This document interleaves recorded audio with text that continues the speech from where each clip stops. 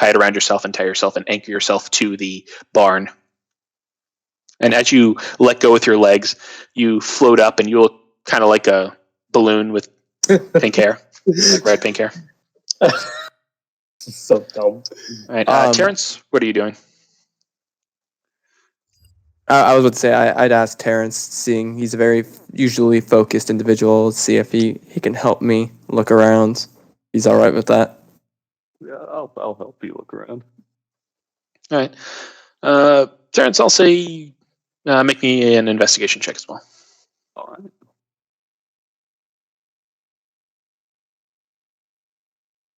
That's not great. That's a 6. Oh, This old age, it seems to be hitting you pretty hard. You have a little bit of cataracts. You blink your eyes and everything seems a little bit foggy, and you seem very obsessed with moistening your lips. You can't seem to get them wet enough for some reason. All right, Hector, you are under the paw of a giant black creature. What are you doing? If I could shit myself, I would. Okay. I'm freaking the fuck out. Okay. As you are freaking out, Sev, what are you doing as you see the freaking out skeleton underneath you? Now skeleton underneath you.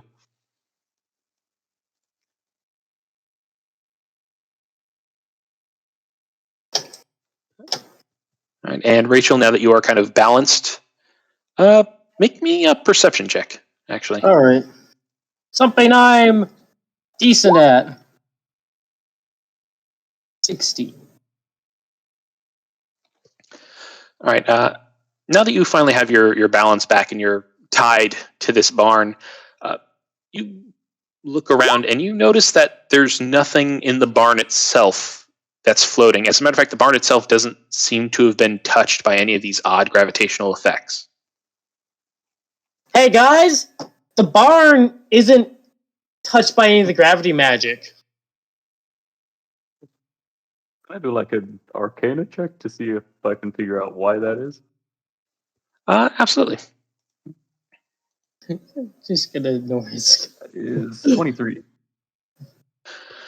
It could be possible that this is the center of the gravitational effect. There could be something shielding it.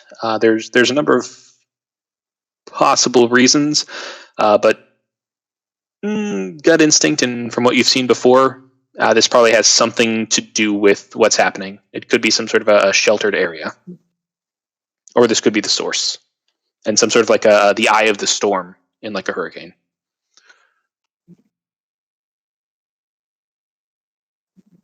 and I, hearing that it doesn't affect, so Rachel's sort of like tied to the barn, correct? Yeah, someone correct. could just like untie me from the barn and carry me around like a balloon. I was gonna say, is there any way I can attempt to hold her like a balloon and take her into the barn and see if, like, I don't know, maybe like it stops the effect? Okay, you walk over to Rachel and you start to untie the base of the rope. I'll say make me God, what would this be? I'll say an athletics check. So like just a straight strength check, just to try to try to hold on to this. All right, that's fine. Because this is I'm gonna use my inspiration so I don't float away. Be right back. 23. okay. As you untie this, you were kind of expecting this to be something lightweight, like a balloon, but instead it is like reversed gravity, where like 100-pound person is being yanked away from you, and it kind of takes you by surprise for a second, and she gets yanked out of your hands slightly, and you get some rope burn on your hands, but you're finally able to grab as hard as you can, and you're able to stop her. Rachel, the rope tied around your waist hurts painfully as you start to lift up, and then that sudden stop as he finally grabs hold of the rope. Don't let me float away! I'm like wrapping around my wrist bit so I have better like control, and then I'm just like over the shoulder, and I'm just gonna try to lead her into the barn and see if anything happens when she's inside the barn. Okay, you grab her and you drag Rachel Balloon into the barn. by the waist. And as she goes into this burn barn, it's a pretty large 2-story barn. The smell of smoke and burned wood is still there, despite this having happened several years ago by your estimation. As you float into the barn, Rachel, you very slowly start to feel gravity start to take hold as you sink down a foot, then 2, then 5, until you finally alight onto the ground. Rachel is going to give the ground a nice tap and be like, "It's good to be back on land." All right, Sev, I don't know if you can understand me when you're in your weird animal thing. I don't know what that is. Are you able to take him in here at all? As he's like holding down Hector. Screaming, squirming Hector trying to get out of his grip. Just drag him in here if you can understand me. Yeah, I'll say, Hector, if you would like, you can make a contested strength check. Or just since Rye's busy, I'll say you can just make a strength check, DC 13, to try to get out of there if you would like. As Sev tries to pick you up by your clothes. I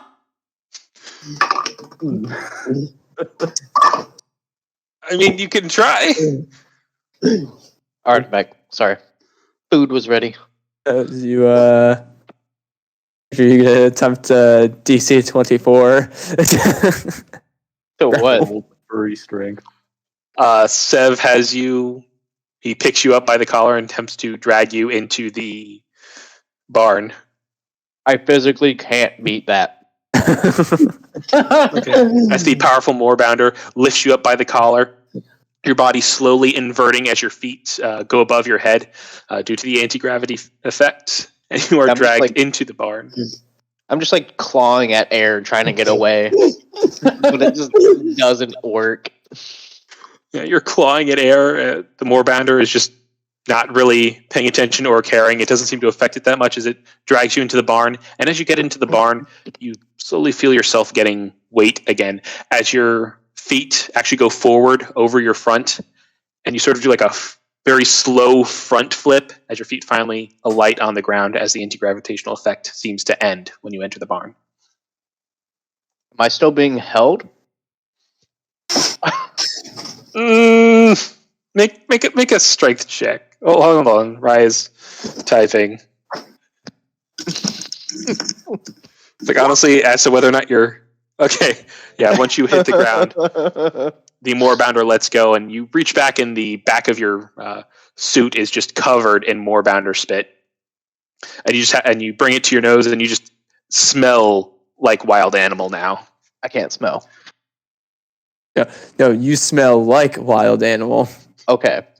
Everybody else can smell wild animal on you. All right, as all of you are in this barn and you look around, it seems to have 2 stories.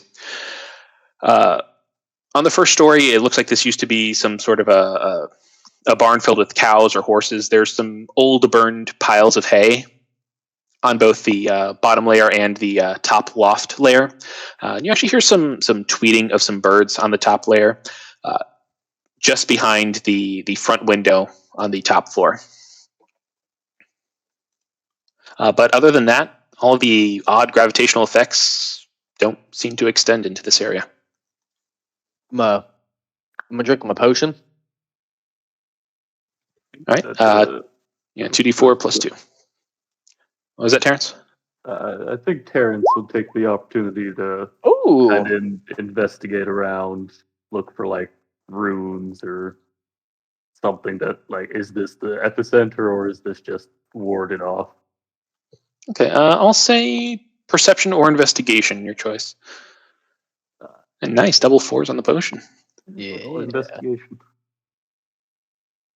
Or a 15. All right.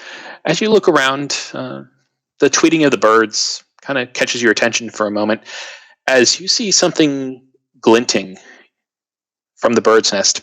From this distance, it's kind of hard to tell, but it seems to be spinning or gyrating.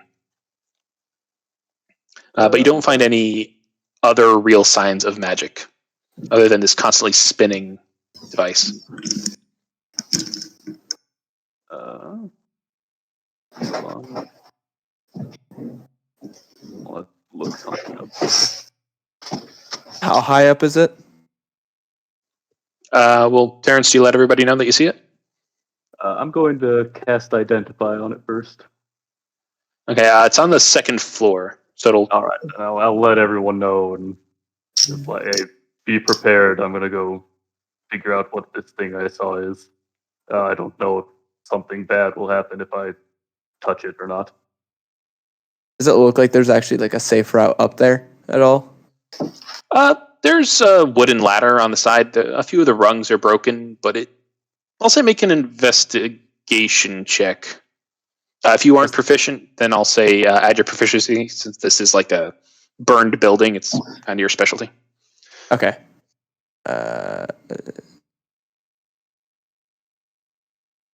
Do A plus D4 plus 1, so 18. All right. Yeah, it seems relatively safe. A lot of this barn seems to be made from like that older wood that's very dense and hard to burn all the way through. The building is probably pretty solid, and so is the stairs or the wooden ladder. It's one of those wooden ladders that's actually just like 2x4s, like sort of put into the walls and on the side. Yeah, those barn ladders, not like a true ladder. They're like straight up, so they're really difficult to climb. Yeah, actually, but I climbed some when I was little. They were frightening as all hell. yes, I'll kind of be like look at it and go, all right, look safe. All right. Let me know if you need any help. All right, Terrence, you're climbing up to identify it. Yes, I am. All right. I'll say make me an athletics check just to get up the ladder, because I have climbed these before, and you are now like 70. Very old. Yeah. Oh, boys, at least it's Can I go run behind to catch the old dwarf if he falls off the ladder? that is a 13, and if that fails, then I'm going to use my chronal shift ability. Okay. No, it was a simple DC 10. Thank God. Yeah, you're able to climb up. It's a little hard. Again, you're really noticing just how achy your muscles and bones are. Every time you move, you kind of hear like a slight from your bones and joints. But you're able to make it up to the second floor. As you make it up to the second floor, you look around and you see a lot more of the burned hay.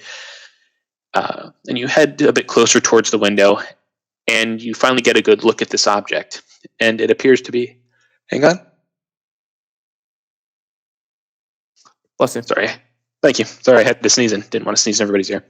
You get a little bit closer, and it seems to be a gyroscope. It's like a small steel child's toy of a gyroscope, but it's still spinning, and it just keeps on spinning.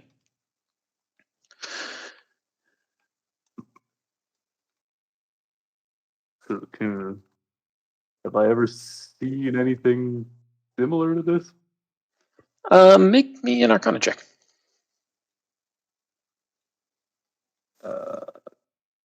22. 22? 22. Right. You've never seen anything exactly like this, but you do know that when magic items tend to malfunction, they have this odd tendency to jump onto things. Typically things that people frequent or are currently using. This could very easily have been some sort of a child's toy, or have just been something nearby when a magic item finally decided to break apart. So whatever these gravitational effects could have been from a magic item that was breaking down, jumped onto the gyroscope, and is causing these magical effects. The fact that it's constantly spinning without slowing or stopping indicates there's something odd going on here.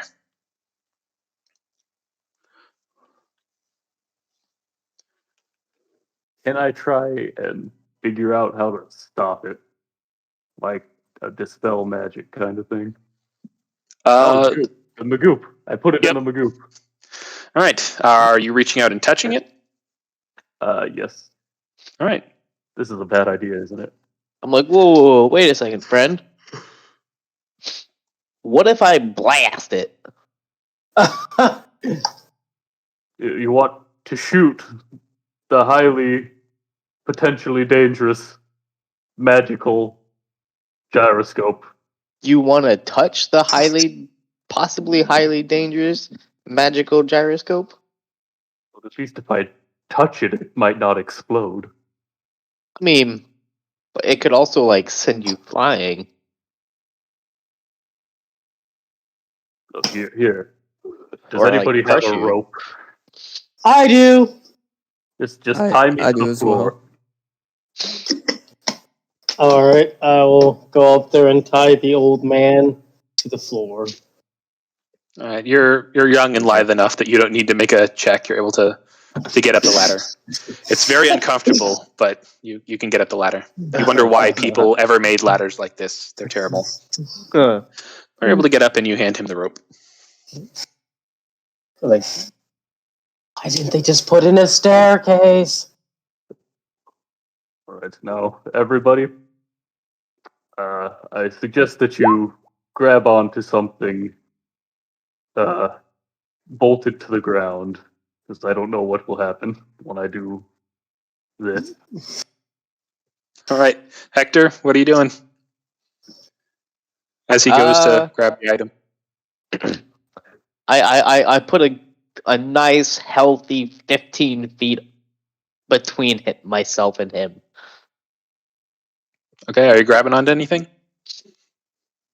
Yeah, probably like a nearby a fucking like nearby post or some shit, like a beam or something. Okay, you find one of the posts used previously as a wall between the cows. You grab onto it tightly. Grant, how about you?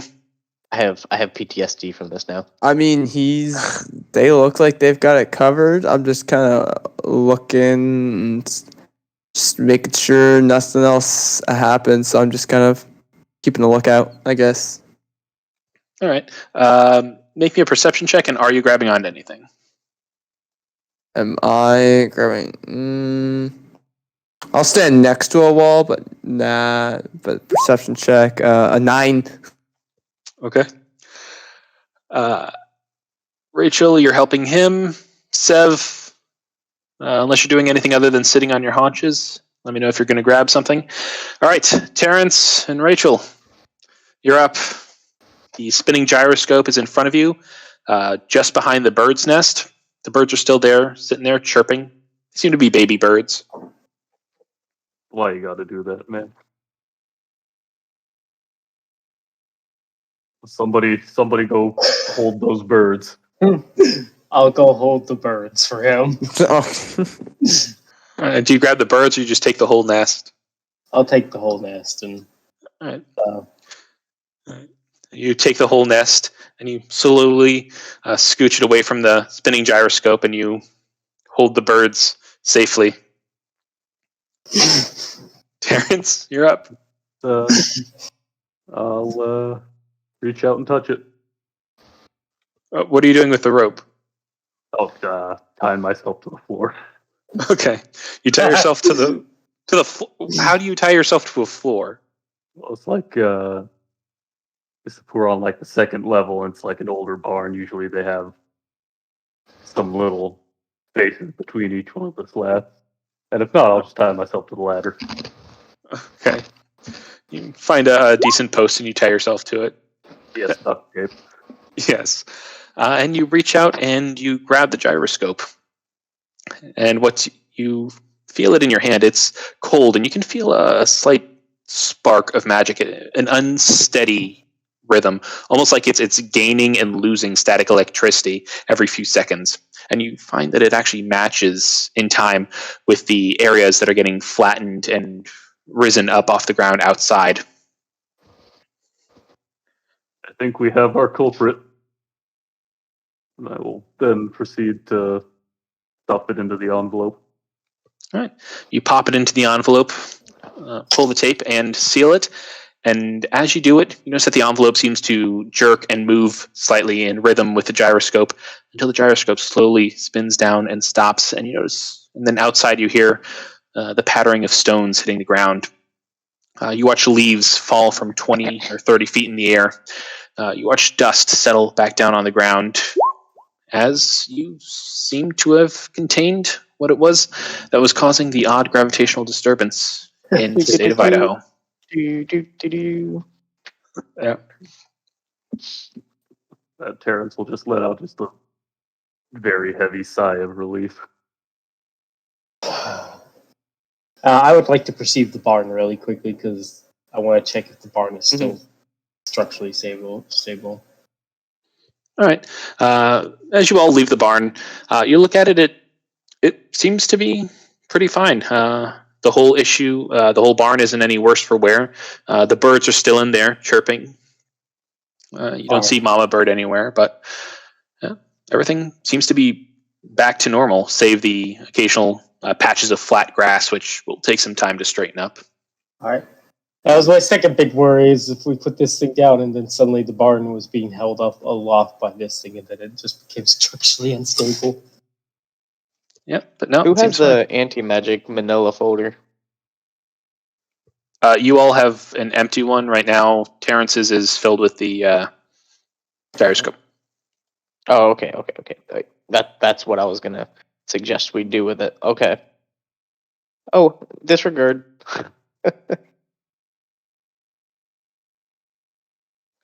Okay. So all the gravitational effects seem to have ended. Similarly, like looking out, like I don't see like off in the distance something going on. No more spectral cows? Make me a perception check, both of you. I'm just making sure like we don't see anything yet, just out in the distance. All right. Grant, you don't see anything. You don't hear the occasional splitting of wood that you heard before, or the sudden slamming noises. You don't see anything floating in the air that shouldn't be. Let's see here, Hector. You don't see any more spectral cows until all of a sudden you do. You look around and you see a black cow. This time it's not glowing gold, and it takes you a moment to recognize it. This is Cowaline, the black cow that you saw smushed before, but she's not smushed anymore. Instead, she's a perfectly normal cow, a very symmetrical cow. You understand why this cow was taken to state fairs and why it was a champion cow, as it looks at all of you, and it gives you all a slight nod, and you get a satisfactory murr as it I disappears instantly into the have ether. flashbacks. I'm just making sure. I'll use another divine sense to see if there's any other ones. In 60 I feet, just making sure. You I just use have divine. You use divine sense, and you do not. And you sense that this cow slowly fades away into the aether. Not even an undead, just some sort of a spirit of approval, of Yes. cow approval. Cow approval. Yes. I'm just making sure, just scaring her. All right, we're good. We're good. Hector makes a rattling sound as he gets a shiver down his spine. Yes, as he the bone starts- on bone shaking. Yes. All right. As you all leave the barn and head back for the car, Rachel, you get a call on your phone from Greyforge. Oh, I still pick it up and answer. Hey, so how's the investigation going for the crop circles? We've just wrapped that up. We found out it was a gyro. I'll pass you over to Terrence because he'll have more details about what it was. And I'll pass Greyforge over to Terrence really quick. All right, Terrence, you're handed the phone. You hear Greyforge? So, what happened? Oh well, we found a child's toy that I theorize it was around a magic item as it decayed and broke down, and it absorbed some of the magic and was causing issues here. Yeah, that'll happen. It's not aliens. It's never aliens. This man sounds disappointed that it's not aliens. How about you? You sound a little, I don't know, off. You okay? Well, let's just say that I may be reaching seniority a bit faster than previously thought. Pardon? Something happened? He's a boomer. I haven't gotten to the bottom of it, but by God, do I feel so much older. Well, it could be an effect of the atom or something else you ran across. Normally I'd say come back and you could fix you up, but there's kind of a problem happening in Eugene, Oregon. I was actually going to send you all there. Apparently a full block just turned invisible, and who knew when people turn invisible, their first thought is, hey, let's do crime. But if you aren't feeling well, try heading to Window Rock, Arizona. Or, wait, hold on. Shit, is Window Rock in Arizona or New Mexico? Mm. It is in Arizona. Try heading to Window Rock, Arizona. We got a friend there. He's a pretty good healer in his own right. He's done favors for us in the past, sort of a quid pro quo kind of a thing. Head there, see if he can fix you up, then head back, then head up to Eugene when you're done if the problem's still happening. Sound good? Sounds absolutely wonderful. Thank you. All right. Talk to you next time. See, hangs up. I'll hand the phone back to Rachel. Rachel will take her phone and put it back in her pocket. We are going to Arizona. All right, and as he hands the phone back, and all of you really get a good look at him in the light of day, he definitely does look quite a bit older. His head is almost completely filled with gray hair, some of it actually white. There's a lot more wrinkles on his face. His skin is a little bit more gray with liver spots on it. And he's moving a little bit slower as you all head back to the van. Walking boomer. Slower than normal and its tiny dwarf legs. All right. So are all of you headed to Window Rock, Arizona? Yeah. Or do you guys... All right. Do you all have any role play or anything that you want to do on the way about the cow counter? We're kind of going back and just kind of see it, like, because Terrence, you got pretty injured during the fight, right? I'm doing all right. I'm not. I'm at half HP. It says all of you limp back to the van. Correction. Hey, I'm good. Me and Sev, we're good. We. I'm not good. I'm hurt. Yeah, I didn't get touched. I didn't feel safe. I'm good. Fucking wrecked. I'll just make sure that Terrence is full up, and I just use my last 4 land hand points to get him up, feeling good. He's looking old. Make sure those joints are warmed up. I'm gonna pop my collar and look back normal. All right. As your illusion pops back into existence, the bones that were cracked before are now hidden by fake illusory flesh.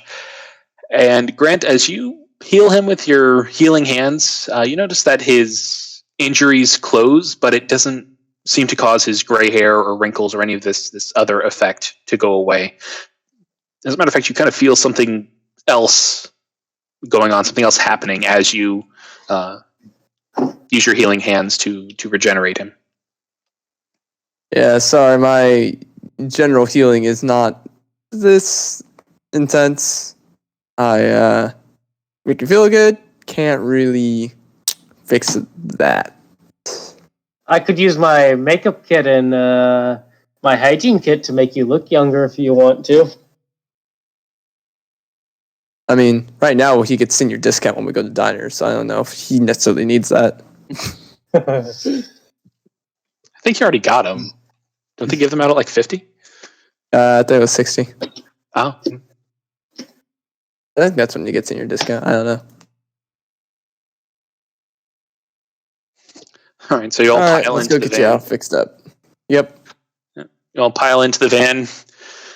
You leave the farm behind and you start heading south on I-84, away from the gravitational mess. As you leave, you see Ed out there selling his Alienware again. This time, his father Sam next to him, and you notice that they're both wearing ropes tied around their waists and very heavy objects that they're tied to. Ed has his tied to an old tire well, like an old tire, and his father has actually somehow found a small boulder about 2.5 feet in diameter that he's tied to.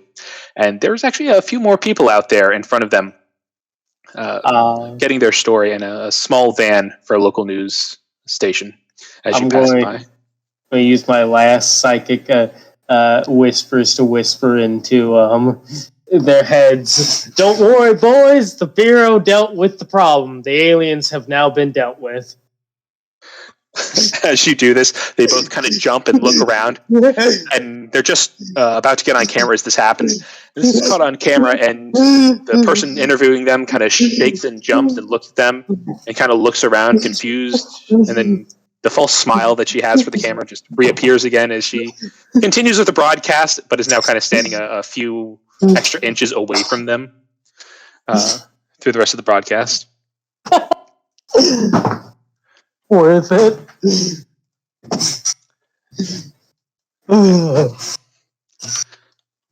Okay. Actually, I'll say that's where we'll have break. That's a good place for break. Right. Say 5 minutes. Yeah, that works. Cool.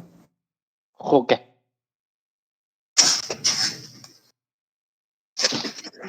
Water bottle then.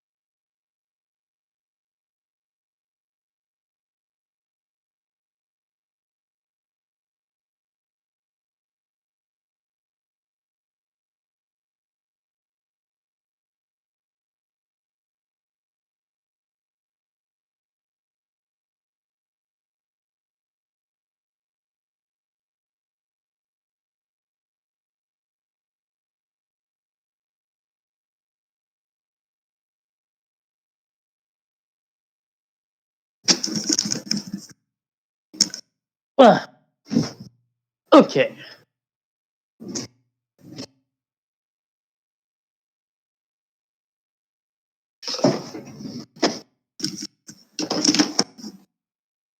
Something else.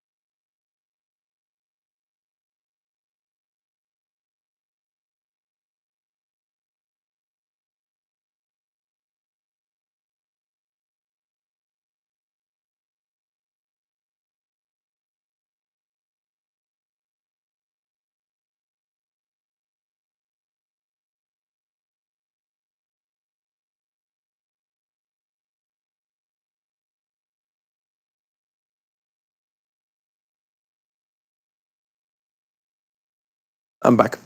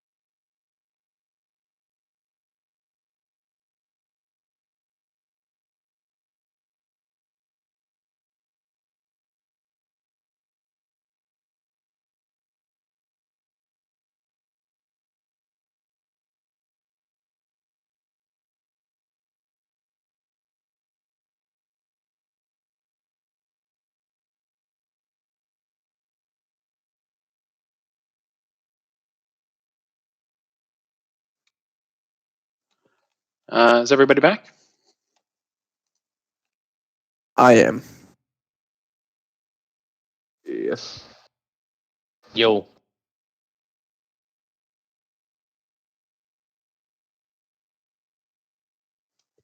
Rye, how about you?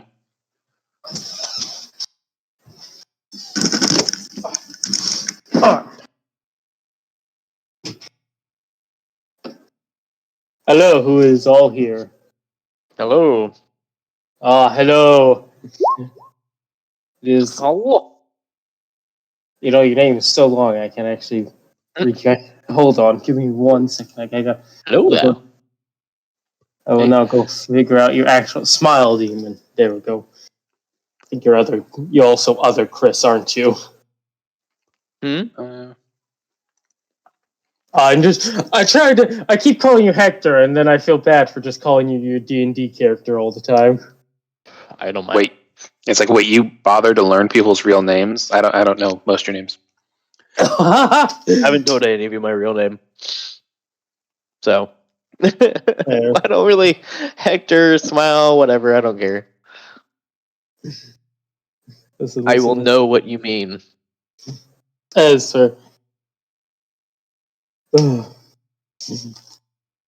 Okay. If it makes you feel better, Chris, Loki still called me Vozic even when we were in the Crest. So, you know. Oh, yeah.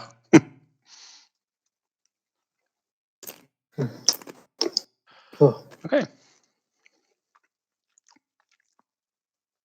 So, as all of you leave Idaho and you start heading south, you hit about Salt Lake City when you get another call from Gray Forge.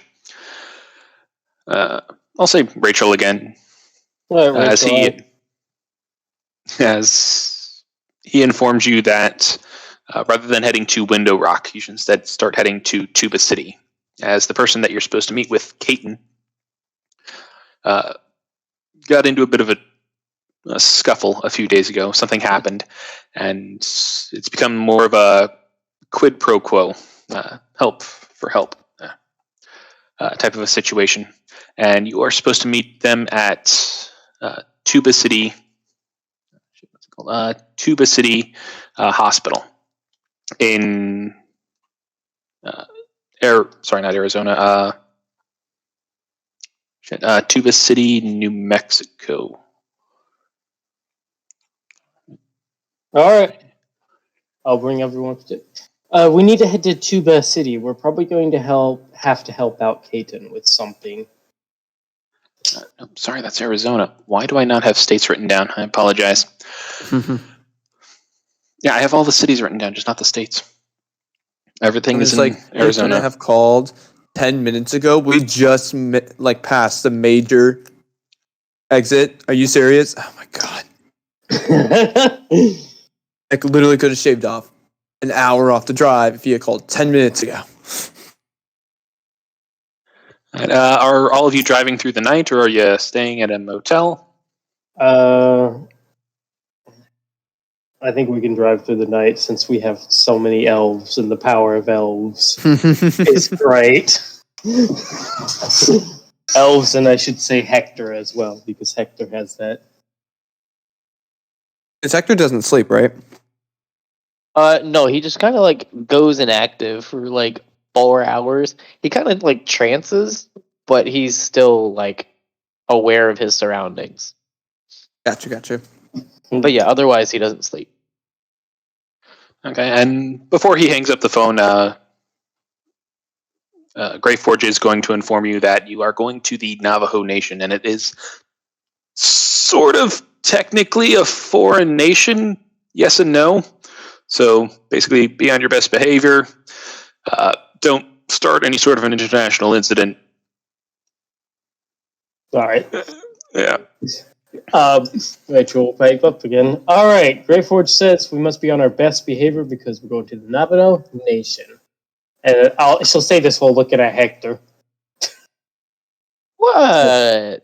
So don't do anything. So what you're saying is don't disguise myself as one of their gods and demand tribute. Exactly. Oh. That takes the fun out of it. Listen, we don't have as much jurisdiction there. So if we get in trouble, Okay. it could be bad. All right. Also, you all get a long rest and do your level up to level 4 as you drive through the night. Woo! The average HP for Rogue.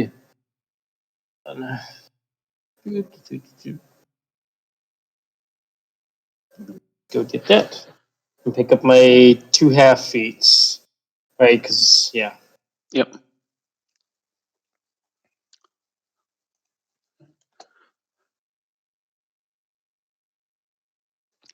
As you make your way through Utah and down into Arizona and into Tuba City, you drive through the town, and it doesn't, even though you're technically in a foreign nation, it doesn't look that different from anywhere else that you've been in Arizona. It's hot. Oh, it's actually before the sun comes up, so it's actually very cold. The rocks around you, they have those typical pillars and canyons that the Southwest are very well known for. Sort of the traditional cowboy scenery is found quite a bit around Tuba City. And you make your way to the Tuba City Medical Center, the Tuba City Hospital. You walk in through the double doors into the cold interior of the hospital. And you make your way to the second floor, where you're told that Kaiten is. You walk through the hospital. It's a typical tile and pure white aesthetic for the hospital. The scent of antiseptic and cleaning materials is pretty heavy in the air. The hospital is well lit, despite being this late at night, and there aren't a lot of. You don't pass a lot of people. Visiting hours aren't for a few more hours, but you're able to make your way to the room you were directed to on the second floor. Inside, despite there not being visiting hours, you see a Firbolg in the bed, a brown Firbolg in the hospital bed. It's very pale with black veins crisscrossing his face and neck, and what little bit of his body you can see on his hand. They also seem to be crisscrossing there as well. And in the corner of the room, you see a golden-furred tabaxi snoozing in a wheelchair, his leg elevated in a cast. He's wearing a green bandana with some red flowers on it, a necklace with wooden beads on it, and a small cloth pouch at the end. The once golden fur of this cougar tabaxi is now gray and even white in some places with age. His ears are a little tufted at the end. There's a little knot in the left one from some injury long ago. But he is asleep in the corner of the room, and so is the Firbolg in the bed. But this was the room that you were directed to.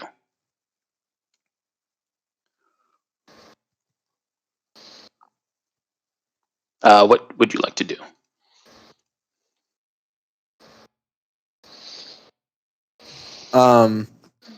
So, and that's the individual that was supposed to heal Terrence, correct? I just want to make sure. You weren't actually given a physical description. You were just told a place and a name. All right, so we'll kind of come in, like awkwardly, like knock on the door, even if it's like open, like hello.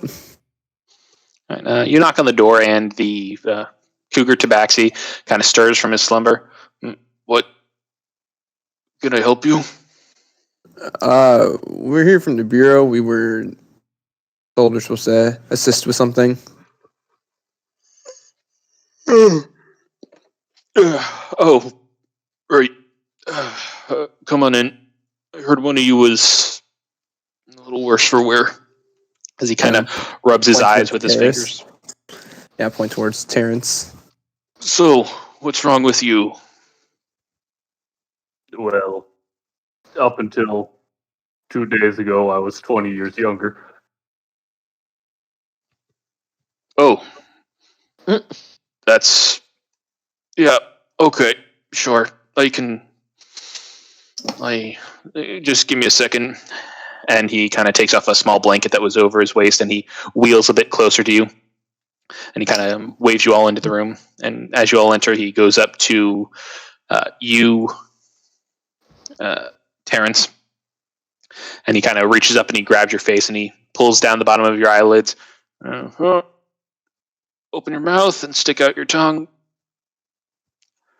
Okay. Yeah. All right, hang on. And he makes some arcane gestures in the air, and he kind of takes his thumb and his forefinger, and he rubs the lids of his eyes. Then he gives you a once over, up and down. Yeah. Did you run into some sort of a ghost? Yes, multiple of them, in fact. Yeah. Sometimes they can get nasty. And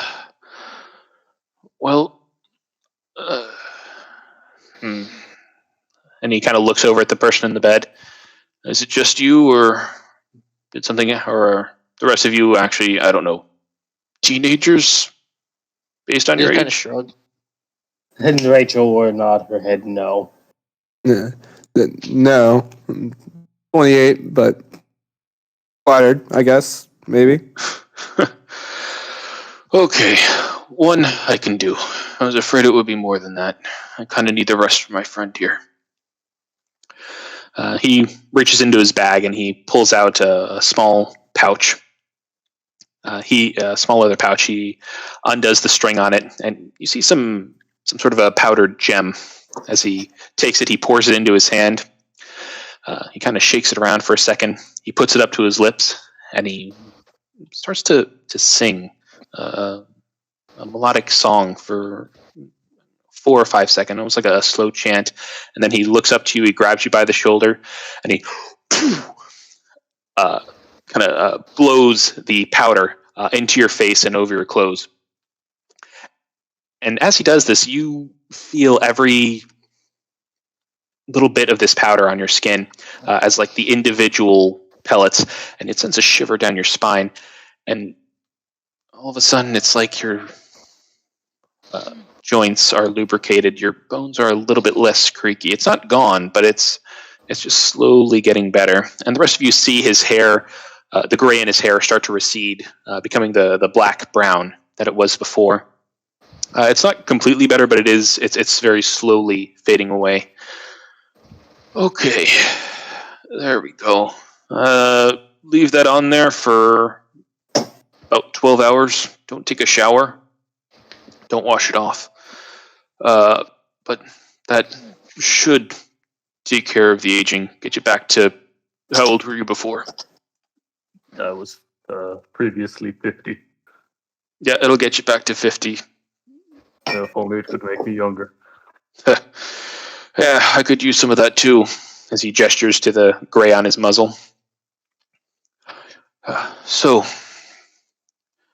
Greyforge said that you might be able to help me with my problem in exchange. Yes, what is your problem? Well, as he gestures to the brown Firbolg in the bed,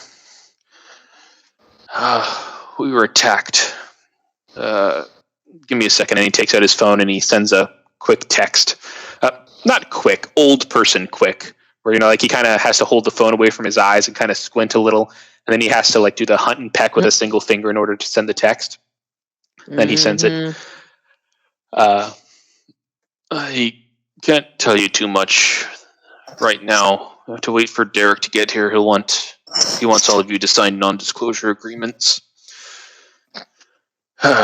It kind of has to do with, I don't know, national secrets, maybe. I'm not entirely sure, but the point is he's kind of anal and litigious, even by lawyer standards, and he wants to make sure that everything's on the up and up. Understandable. How long will it be until he gets here?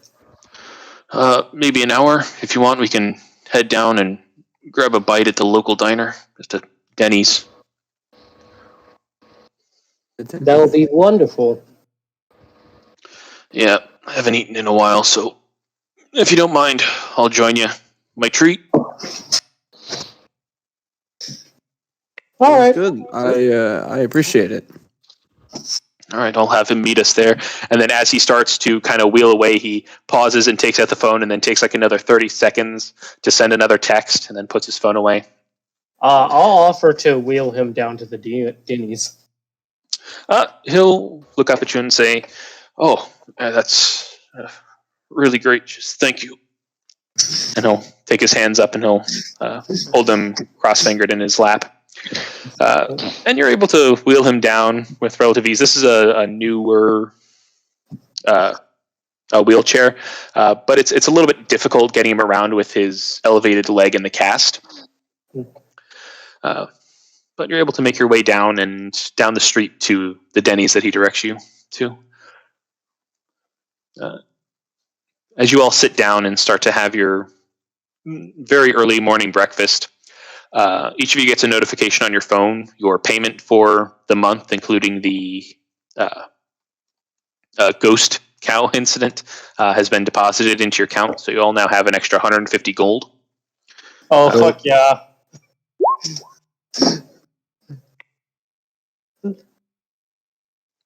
The fuck is moons over my hammy?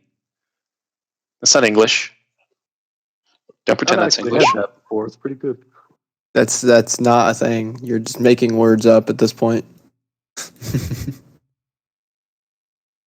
It sounds like something Denny would have, not gonna lie. It does. They have weirdly named stuff.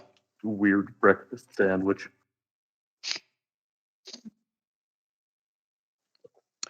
All right, as you all eat, Sev eating moons over hammy.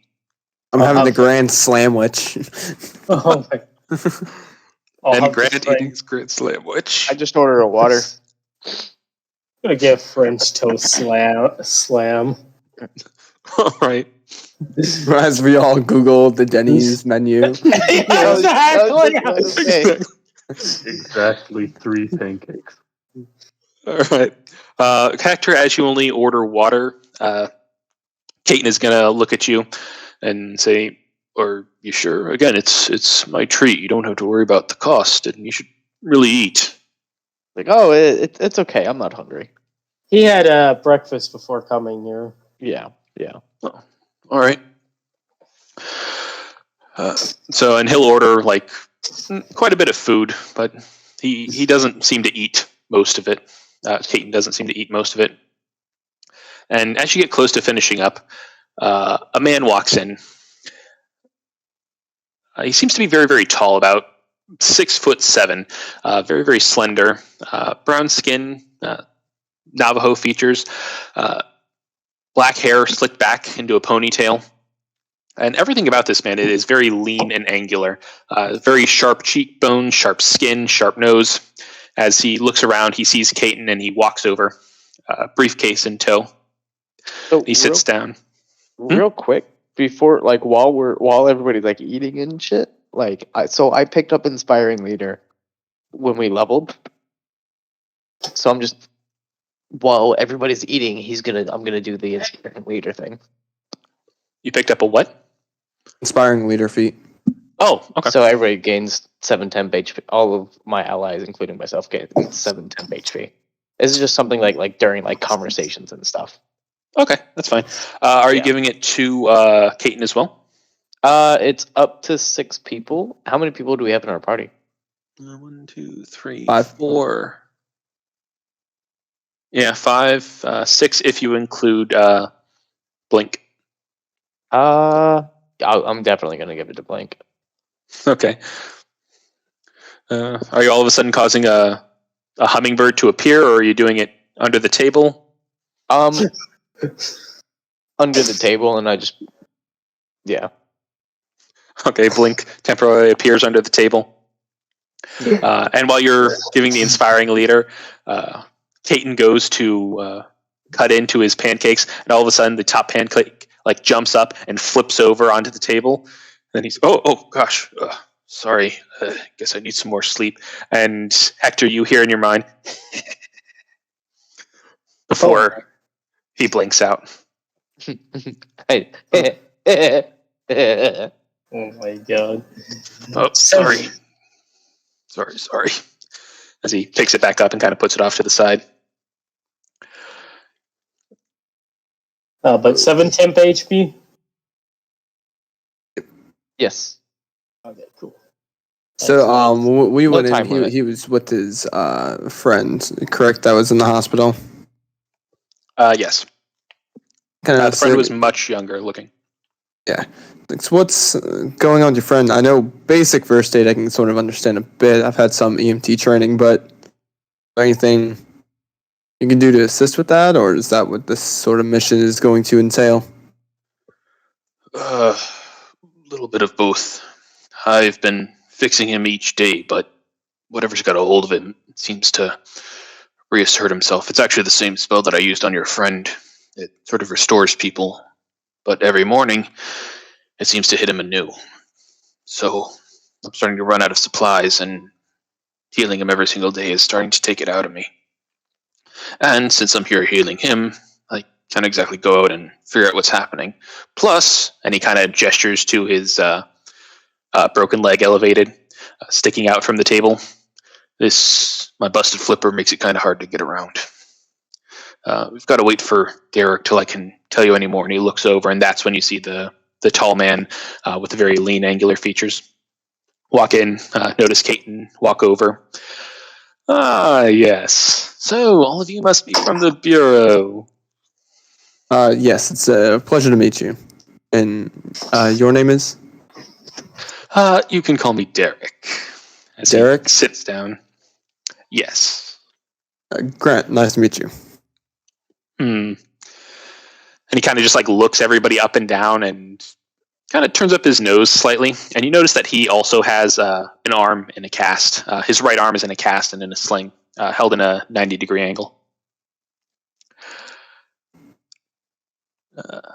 As he sits down, and he has a little trouble opening up his briefcase with only one arm.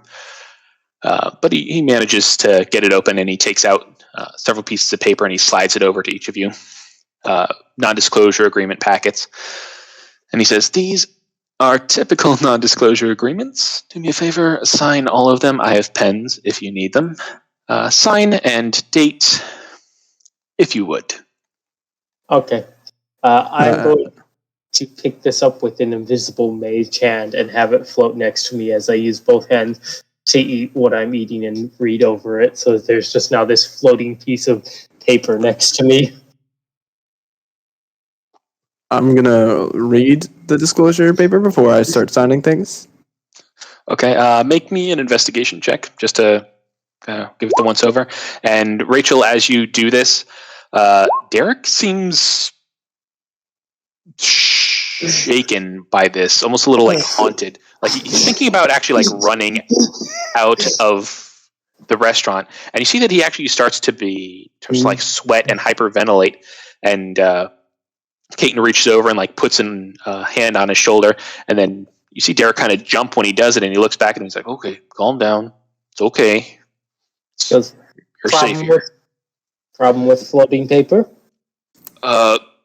Yeah, we had a rough day a couple of days ago. It was, and he kind of tries to whisper, but Derek is right next to him. Could you not do that? He went through a lot. We both did. As he kind of gestures to the broken limbs. All right, and she'll put down the piece of paper. Thank you. And with a 7 investigation, it's kind of hard to tell. You've seen non-disclosure agreements before. You aren't very proficient in understanding legal terms. It Sounds like look at through. It's like you start like to read through. Like, yeah, I'm gonna read these terms of service. All right, it's just like a paragraph, and you kind of start like really skimming. You're like, oh, okay, Start zoning out. second principal individual, and yeah, it's hard to make heads or tails of it. I will ask, does anyone have any like higher investigation than me? Because I have a 2+ just standard proficiency. Because if not, I'll take the +3 to my investigation. You have proficiency in it? Oh. Oof. If no one else has proficiency, I might be the best one to take the second crack at this before we just decide it's... I'm gonna tap into my racial ability and remember that because I have the no, not that one. Deathless knowledge from a past life. There we go. I get a D6. I get a plus D6 on this after I see the result. Okay. All right.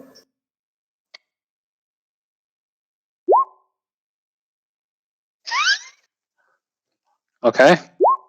Plus D6, so plus 4, 12. All right. I'm just going to go ahead and remind you all, you do have inspiration. Some of you still have it left. Yeah. If you feel like using it. If not, that's fine. Just letting you know. I'm going to go ahead and go Just for like, it. All right. Hector, you read it. You've read a few contracts before. You know, you've written some before in questionable situations. Yeah. It seems like a somewhat standard non-disclosure agreement. It seems a little bit more binding than most, a little bit more attentive, a little bit more anal, making sure that every possible angle to get out of this is locked down. Like the amount of care and detail that goes into this really reveals a lot about the person that wrote it. Nice. Can I still roll an investigation, or is it only those two? It's only those two. All right. Yeah. Okay. So, do you all sign it? Yeah, like as I was like reading through terms of service, yeah, all right, and I start like signing it down. Like I made the effort, and it was like the legal mumbo jumbo just got boring, so it's just yeah. All right. Derek reaches over once you signed it. He reaches over and he grabs yours, Sev. Excellent. And yours, Grant. Oh, perfect. Don't even dated it. Excellent. I'm just like, Yeah. I don't know. I've signed enough contracts in my life. What's going on with it, Hector? I don't know. This is just really anal, and I have a thing for contracts. So Rachel will take a look at Derek and go, "Why is the contract, as my compatriot puts it, so anal?" Because the Navajo have a bad history of being taken advantage of by pretty much everybody. So I became a lawyer, so that way I could stop that from happening. There was like a legit, like, kind of like a cough spit of water. There's a what? like I'm like drinking water, and then it just like that. We was like, we have a history of being taken advantage of. It's like, oh, yep, Yeah. that checks out. That checks out. Yeah, so I try to make sure that all of my contracts are very, very, very airtight. It's why I was trusted with this project. So if you would, and he kind of looks from your pen to the paper and back to the pen and up to you. This won't bite me in the ass by signing it. Right? Not unless you break it. Which, if you do, you will not only be open to criminal charges, but also civil ones. Just letting you know. I'm like, so is there any kind of time constraint here on me signing this? Yes, you need our to sign. lunch getting cold and us not being able to assist them. Yes. Well, I'm just gonna like read the entirety of it, just like the entirety, like fucking front to back, just like slowly, so I can make sure I read every fucking thing. Okay, I'll say you can make one more investigation check if you're doing it that intently. Yeah, And he is going to stare at you the entire time, just waiting. I'm pretty sussed about this. Why he does that? Oh, 21. As you read it more intently, it magnifies the impression that you got before. This is meant to be unbroken. If you mention whatever it is that you talked about here to anybody who is not approved of, they will come after you. If you break the contract, they will come after you. If you offhandedly mention it and someone happens to hear you, they will come after you. Every possible iteration that someone could possibly think of, just to make sure that every single angle that could possibly be broken from this is taken care of. can Hector update me on this? Yeah, I'll just like update. Like if anybody asks him, he'll like relay it. But I'll ask what's going on with the contract then, because I'm just like, yeah, they're just super anal. Like super anal. But there's nothing super sus about it. There's nothing sus about it though. I'll turn to Derek and be like, okay, there is one thing I need to clarify about this. I am okay with not telling anyone because the Bureau's job, we keep a lot of stuff secret. But our lead director, Greyforge, is he included in this or not? Because that could be potentially a problem, especially if we lose an agent on the job and can't tell him Wiley lost an agent. Well, the contract covers only you, so I would say, and then Caton kind of chimes in, and he kind of puts a hand on his shoulder. It's fine. Just, we need this problem solved. And Derek kind of looks between Caton and all of you, and fine, I will send over an amended non-disclosure agreement to your boss presently. And he goes into his phone and he taps around on it a few more times, and taps around on it a lot faster than Caton. This is a professional using his phone. Yes. There. It is sent to him. Once he signs it, then you will be able to communicate anything that happens in the case with this Greyforge person. Thank you. You're welcome. You understand, it would be kind of weird to come back with only, 2 members and be telling him, oh, we can't tell you what happened to our members. Yes. Sign the contract. Hector will he'll be like can you send me that? Like can you email it to me so I can have a copy of it? You know, for personal reasons. I like kick his like shin under the table. I mean, what? I'm sure your boss can send you the PDF. He's like giving a look of like, come on. Okay, he's like, okay, he'll sign it. All right, Rachel too. Yeah, Rachel. We'll sign it too as well. All right, and last but not least, Terrence. Terrence will sign it. All right. I will send a text quickly to Greyforge that says, "Hey, once you sign the contract, do tell me. Unless you don't, do tell us then, because this job is sus enough where if you don't sign it and you can't know what's going on, we might just pull out of it." All right.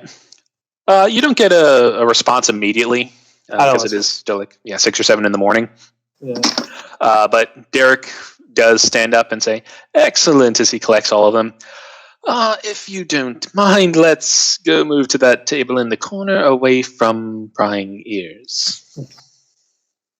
Oh, that's actually a pain to move tables like that, especially if it's in a different server section. He is not a nice man. And Grant is a firefighter. He's not a food service industry person. I understand. You still understand what sections are. You can know without working at a restaurant. And Derek is a dick. He grabs Caton and he starts wheeling him over. If you would like, you can try to stop him if you'd like. It's just, oh my god, that's so rude. I'll gesture to the server to and then I'll help carry everyone's stuff over because it's super annoying to deal with. The server, an orange tiefling woman, a few extra pounds around the middle, looks at you, looks at him, and you see instant recognition. I'm so sorry. She kind of nods and she looks at him, and you notice instant recognition on her face, and she kind of points to him, and then she kind of puts a devil horns gesture, which is right behind her actual tiefling horn. I'll leave her also a tip of 2 gold, by the way. Okay. That way, because she did serve us, so she should have some sort of tip. Okay. She collects the tips and she gives a nod. And as you all move over to the corner booth, far away from the morning breakfast crowds, 150 gold, Zev. Yep. You all sit down, and Derek is wheeled into the side of the booth. Okay. Sorry about all that. Kind of required that we're litigious about this particular situation going on. But now that we can talk freely, gosh, how do we begin? We have started a project in the desert area north of Tuba City. Actually, let me pull you guys over to the map. It's a little bit more. Can everybody see the map? Yep. Yep. That'd be an affirmative. All right. We've started a project to the north of Tuba City. I had some friends that are sciencey types, and they found that this particular area was just perfect for a solar and wind farm. So they not only offered to help us with it, but they offered to be principal investors with it. We found some more, and we finally got approval from the council, and we're set to start construction. But before we do that, we have certain traditions that we have to follow.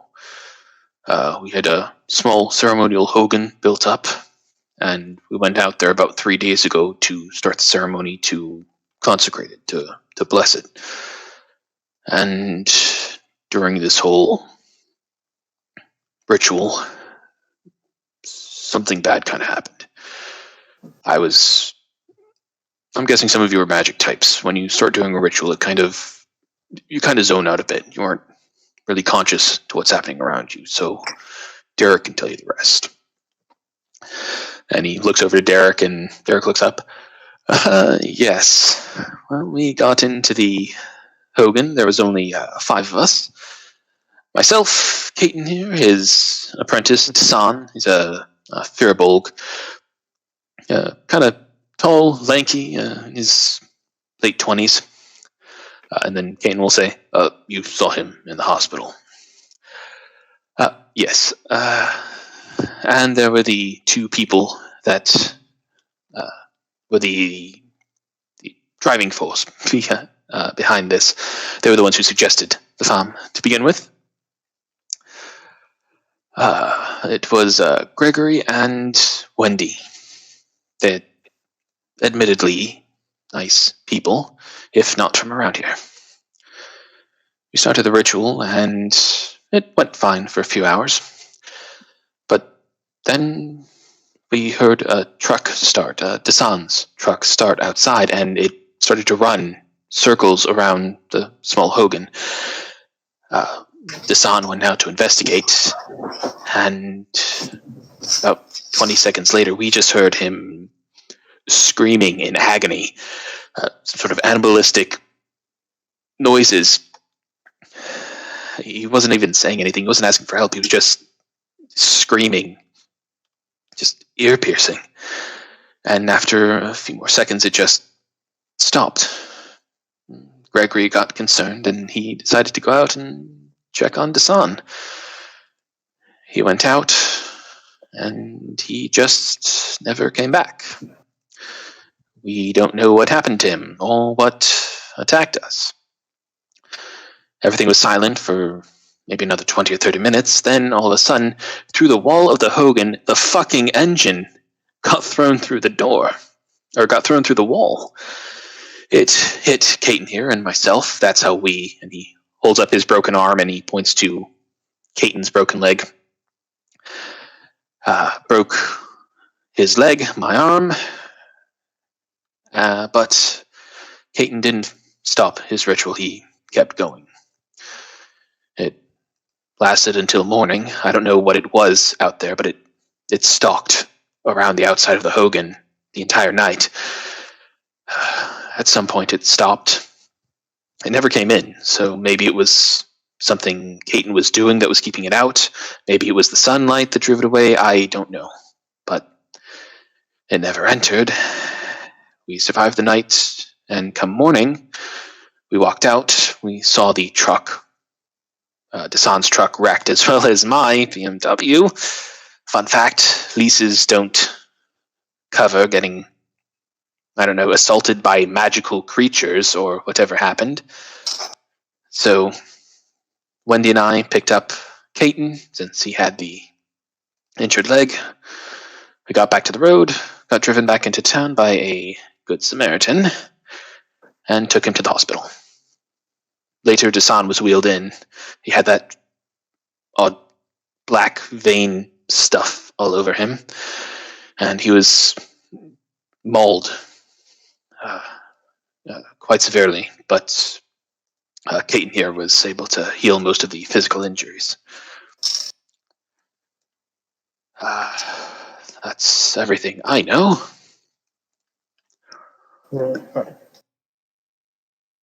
Is there any other details? Any minor details can be very important when figuring these things out.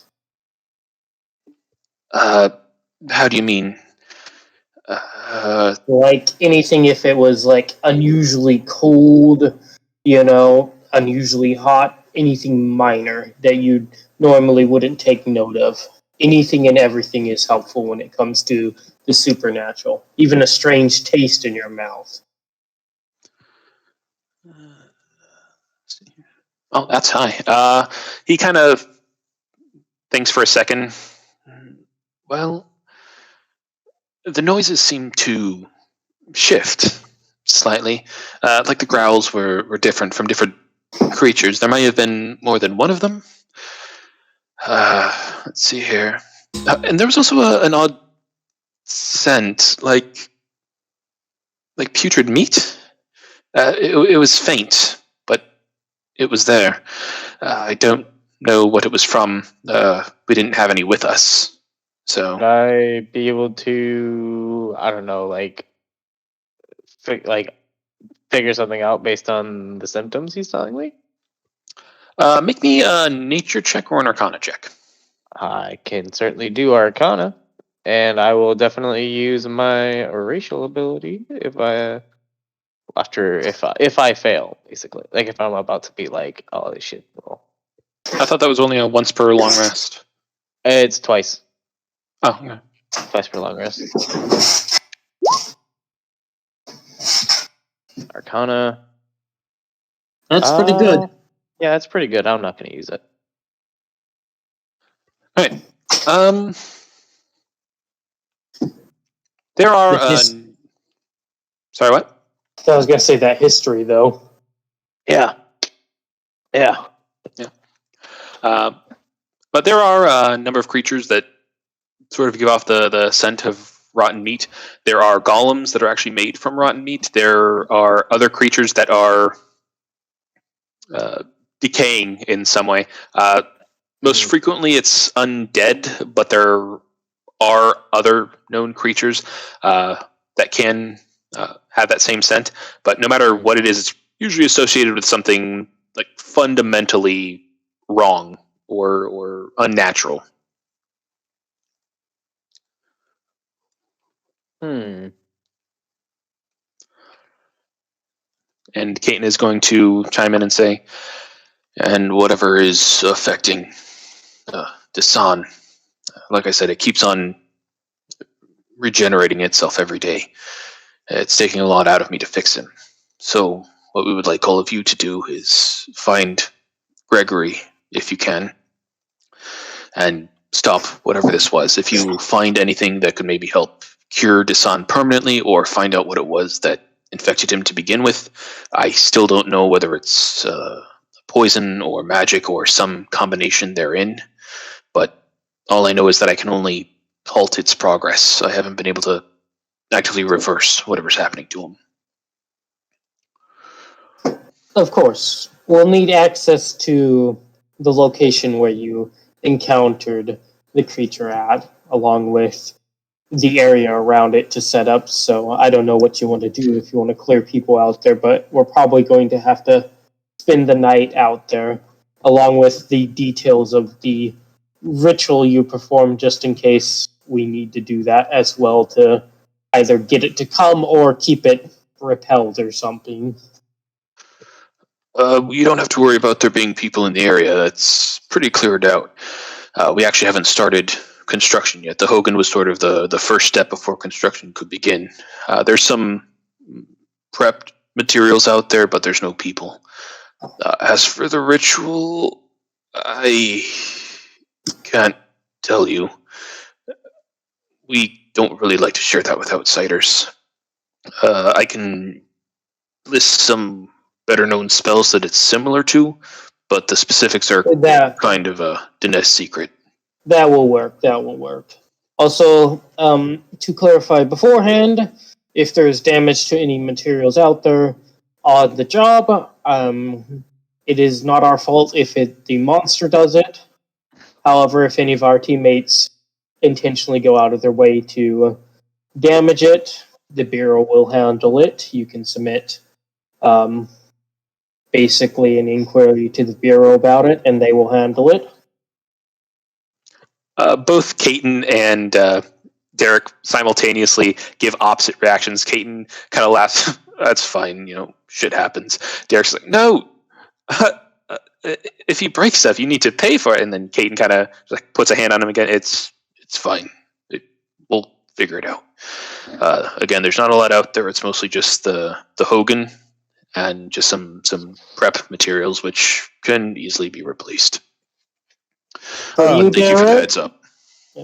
For you, Derek, I will work into the Bureau might actually cover if the monster damages stuff, if that helps your conscience at all. Kind of smiles and takes a deep breath and exhales and kind of links his fingers together.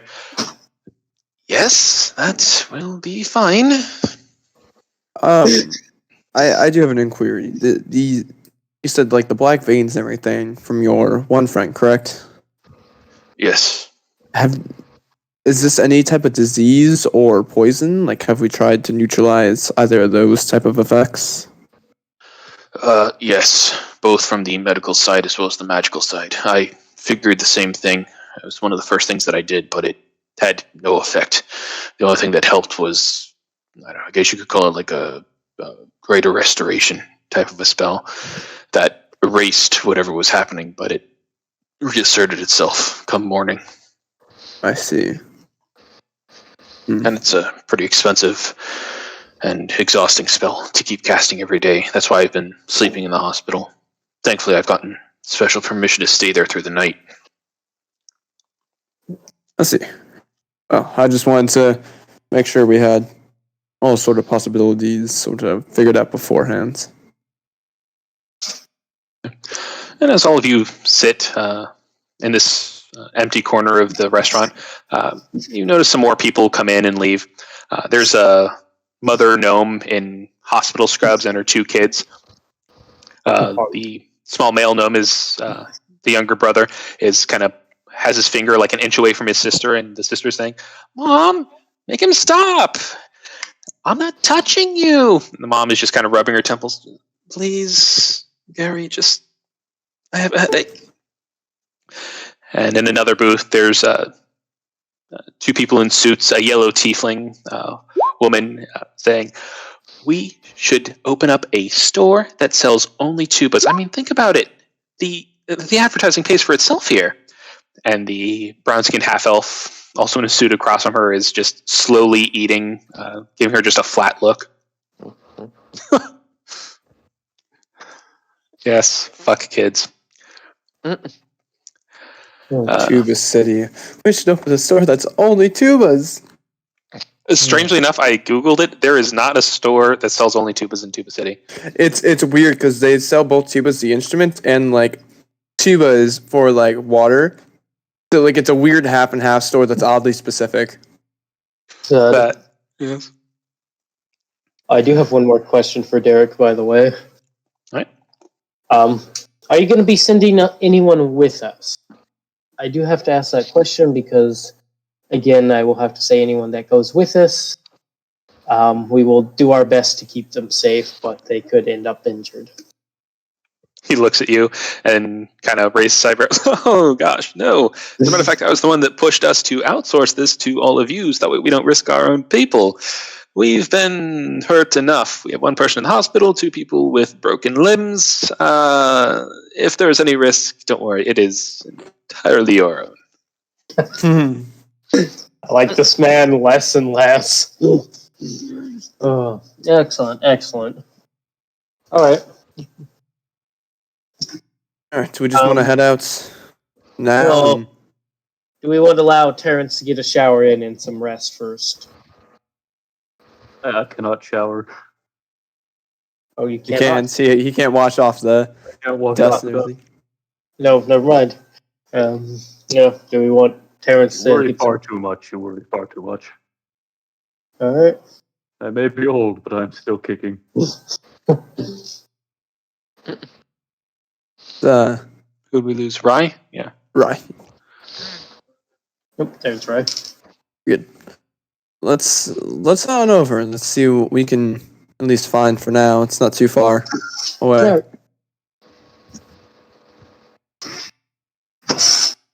I pull up like GPS. It's like, it's only like a 20-minute drive down the road.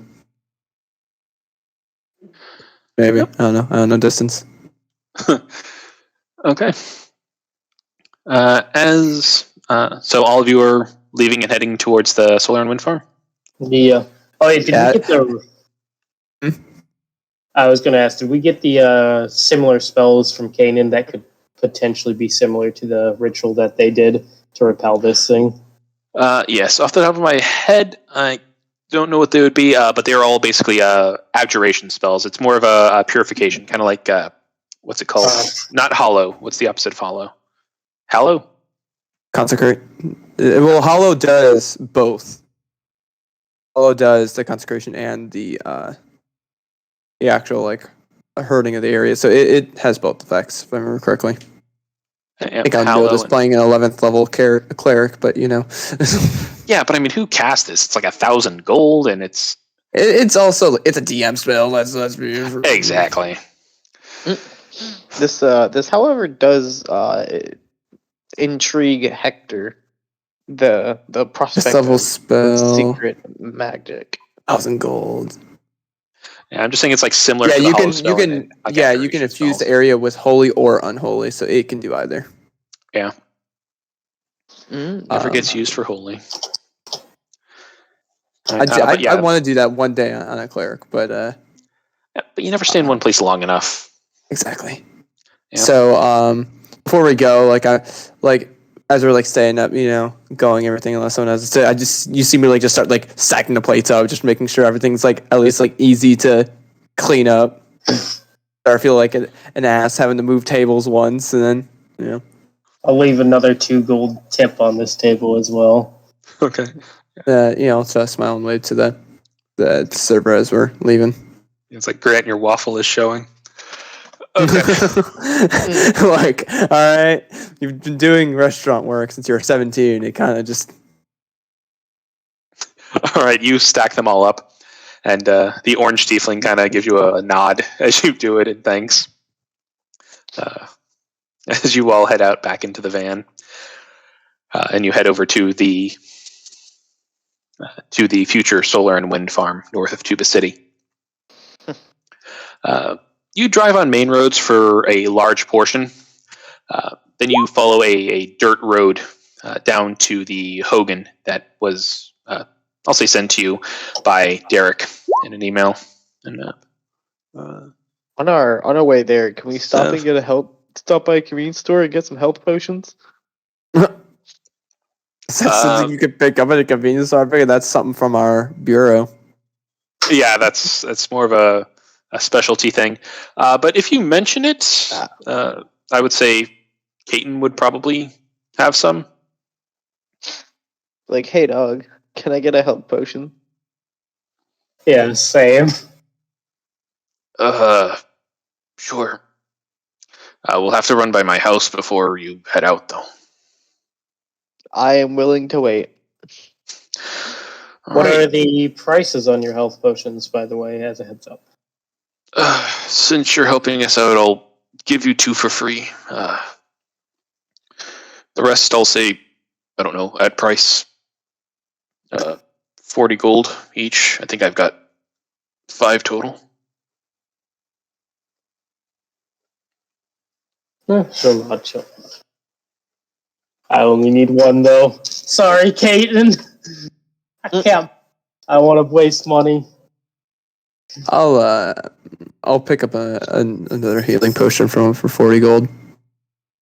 All right. Terrence would also pick up one for 40 gold.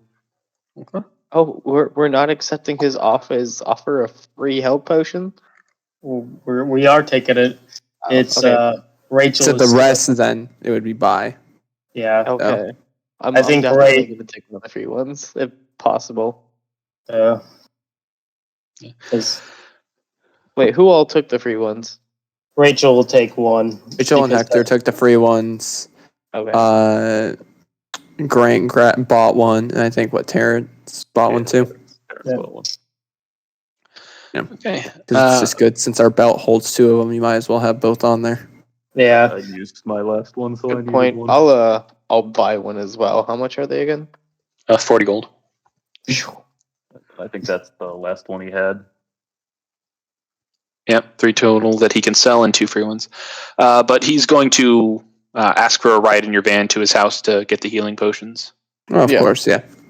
Okay. I think we should let him sit up front in shotgun unless it's easier to put him in back. It's actually easier to put him in back with his broken leg.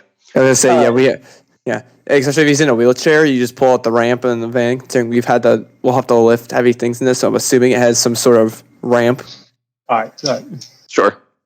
I was just imagining Now has a ramp. SUV. I mean, it would make sense. I mean, it's a Yeah.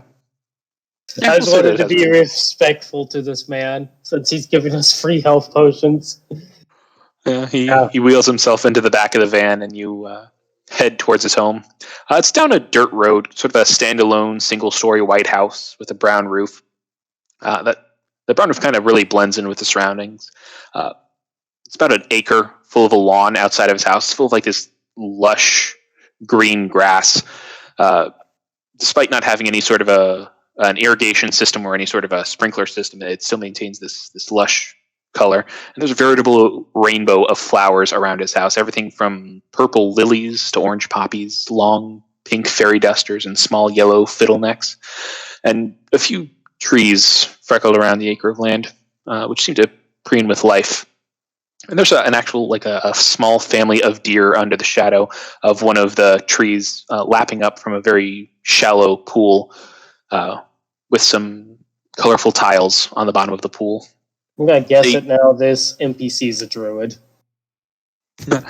We'll see. And as you all drive up, the deer kind of dart up and look at you, but as they see Caton come out and all of you following him, they all visibly relax and just go back to drinking water and chilling under the shade. He allows. I'll help like push the wheelchair. That way it's a little easier for him. He says thank you, and he again kind of crosses his fingers on his lap and just enjoys being pushed around and kind of dozes off slightly. It's hard to see purple circles under a tabaxi's eyes, but it's if you could, they would be there. You can physically tell that he's tired just from his general demeanor. He needs a little cat nap. Yeah. God damn you.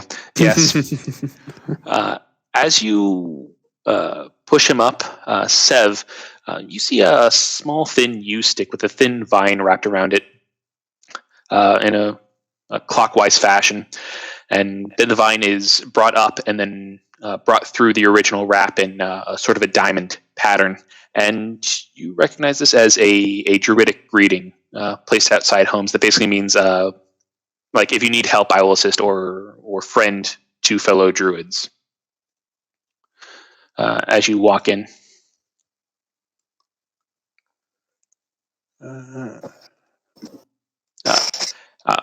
All of you enter the abode, but Hector, as you try to enter, you try to walk through the threshold, and you hit like a solid wall for a second before it gives, and you finally enter. It kind of causes you like trip slightly. You're like, huh, that was weird. You good? You losing your footing there? I'm like, I guess so. I guess I tripped over my own feet. Got it. Hopefully Hector didn't break some sort of undead barrier. Technically not undead. All right, but he goes in and he grabs the healing potions as you all wait in kind of the living area. It's a pretty small-ish house. The living area fades into the kitchen and like dining area. He's got a small flat-screen TV and several shelves filled with books. Most of it on local flora and fauna around the world. But the bottom layer is filled with like dime store spy thrillers on one side and dime store cheesy romance novels on the other side, with titles like Rising Passions in Portland, A Heat in the Night, and other such ridiculous titles, as he goes back and grabs the potions and gives them to all of you. Quite the man of culture, I see. Yeah. And he hands you the potions. Sev, did you just want to make sure that you did hear about the druidic thing on the outside? Druidic, a way to wild shape your sex life. Just You know what? I want to look through his books now. Hey, if you want to make an investigation check and a stealth check, if you don't want him to notice you going through his books. You know what? Sure. Hold on. 1. Oh god. And 2. Oh, now we get to see if his perception passes. Oh fuck! He rolled an 18.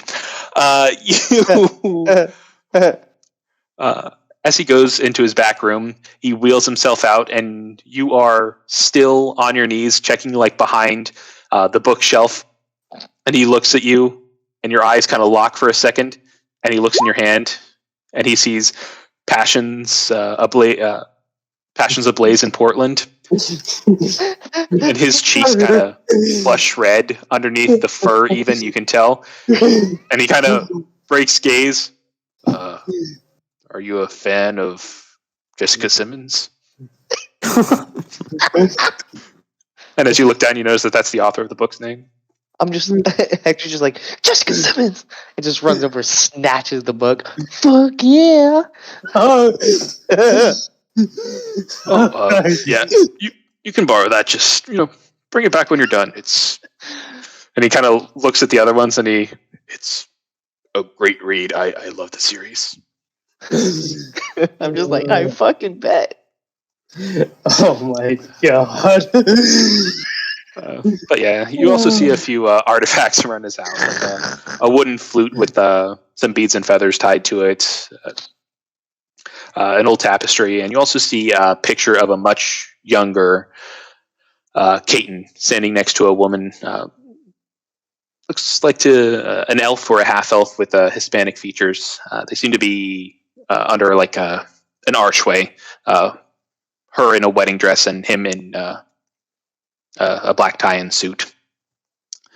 He hands you all your healing potions and gives you a little bit more specific directions to the Hogan. I'm going to ask if the picture... is that your wife? Yes. She passed away about, 20 years ago. Ovarian cancer. It's a real bitch. My condolences. Thank you. Sorry to hear that. Before we head on out, do you need a ride back to the hospital? No. I actually think I'm going to head to my room and take a nap. After that, Derek can drive me back. He's not been sleeping that well either. I'm sorry about the way he's been acting. He's normally kind of a prick, but lately he's been a little bit more irritable. He feared for his life about 3 days ago. That it leaves a nasty mark. It's all right. I get it. I'm gonna look at the GPS on my phone and just kind of like save the location of the dude's house so that I can mail his book back to him when I'm done. Okay. And Rye posted something in the chat. Yeah. Sev, as you ask this, he kind of looks at you and he raises an eyebrow. Do you know how to wild shape? Yeah, he puts on a fursuit. His eyes kind of go wide as you say that, and he kind of actually starts wheeling backwards. And you see him kind of reach back, and he kind of like you hear like the of a gun.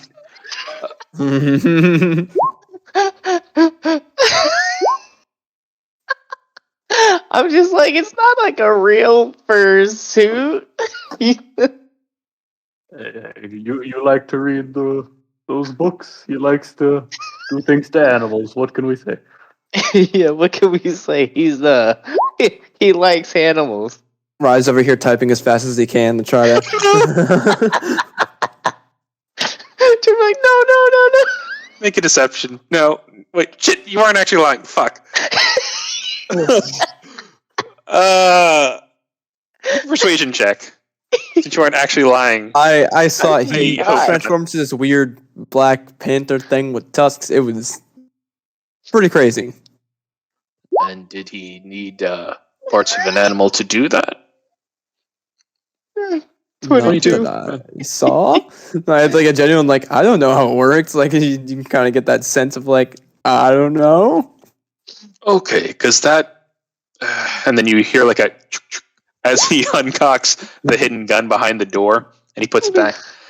I was like, he just really likes animals.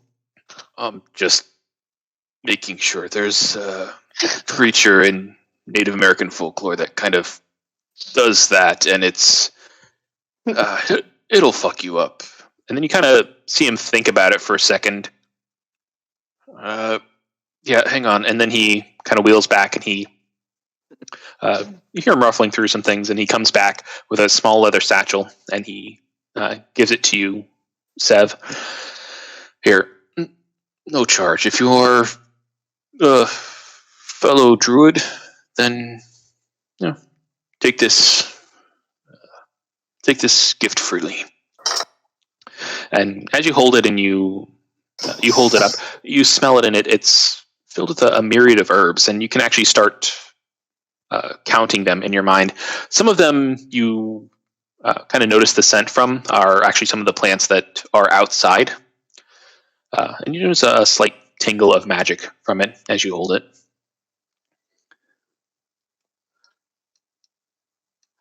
Is there anything else? Hector's just like, yeah. He's like, yeah. No, he's not like some like mystical like evil beast. I just make fun of him because of this, and I just look up furries and fursuits on my phone and show it to him. You show it to him, and then his eyes kind of go wide, and then he kind of looks at the rest of you. Did you see me? I just shaking my head? realized I haven't actually. You know what? I've never actually seen a bureau badge before. You guys think you could show me one? Oh my God. I take out my badge. Yeah, take- I just take out my badge. I'm like, that's a good. Hector's just like, yeah, that's a very good point. I'm like you didn't ask face sooner. palming while showing. Just Oh God. Rachel will do Like this he's same. turning 70 again. Yeah, he looks at the badges and he kind of nods and looks at all you. Okay, yep, those are. Yep, now I've finally seen one, so I know what they look like. Yep. Thank you. Yep. If I have to see these cursed images, you do too. I'm sorry. I don't. I stopped being a firefighter for this. I apologize profusely for our friend. I was a cop, and then I joined the bureau. I worked at a Walmart, so this is kind of a step up. Let's head on now, guys. Let's let him sleep as I'm like pulling them along. Just let's go. Thank you. Good luck. Be safe. And then as you leave and he kind of turns around and wheels away, I guess normal people don't join a bureau that fights monsters, so as he disappears into his back room. Hector's like, wait, real quick. He's talking to the dude. He's like, hey, real quick. He's like, can I get your number? So like I can ask you questions if we like run into some stuff here. Oh, sure. And he kind of takes out his phone, and instead of like doing any sort of infrared transfer or anything, he just literally reads out the number. 454. Are you writing this down? I'm just like, yeah, and I go to I put the contact in my phone. All right. He reads out the numbers to you. Can I have yours? I just send him a text message. Oh, yeah. I guess that would be a lot faster. Thank you, and again, good luck. Take care. I'm gonna go to bed. Yeah. Hector's gonna like put his phone up, and he's like, "Hey, last thing, smile." He's gonna take a picture of him. You take the picture, and instead of smiling, you just get like the picture of a confused cougar tabaxi. Elderly cougar tabaxi. So it'd be like Yeah, if he had I a just make Facebook that profile contact. photo. That's essentially what it is. Yeah, I just make it his contact photo. Oh God. All right. Anything else before you all leave? No, that's I'm halfway to the van at this point. All right. You all make your way back into the van. You follow the directions north of Tuba City to the Hogan. Most of the way is on paved roads, and then you have to follow sort of a handwritten direction when to turn. based on like a very specific bush. But you turn off onto a dirt road, and you can see vague imprints of tire tracks. This is far from what anyone would consider a dirt road. They've probably just been using large all-wheel vehicles to get here and back. It's not very well defined, and it's not marked in the slightest. This whole location appears to be very, very secretive. But as you follow this to the location that they indicated, in the distance you see a small dirt-covered hut, a few wooden boxes with tarps over the top.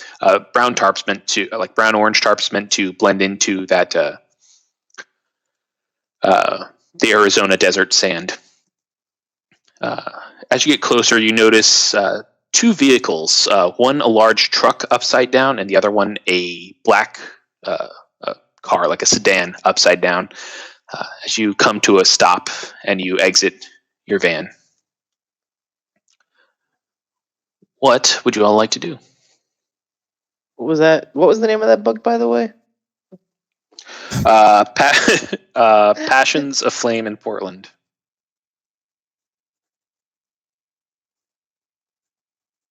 All And right. it was by who? Jessica Simmons. Kind of getting out. Do I just notice anything that just pops out immediately at all?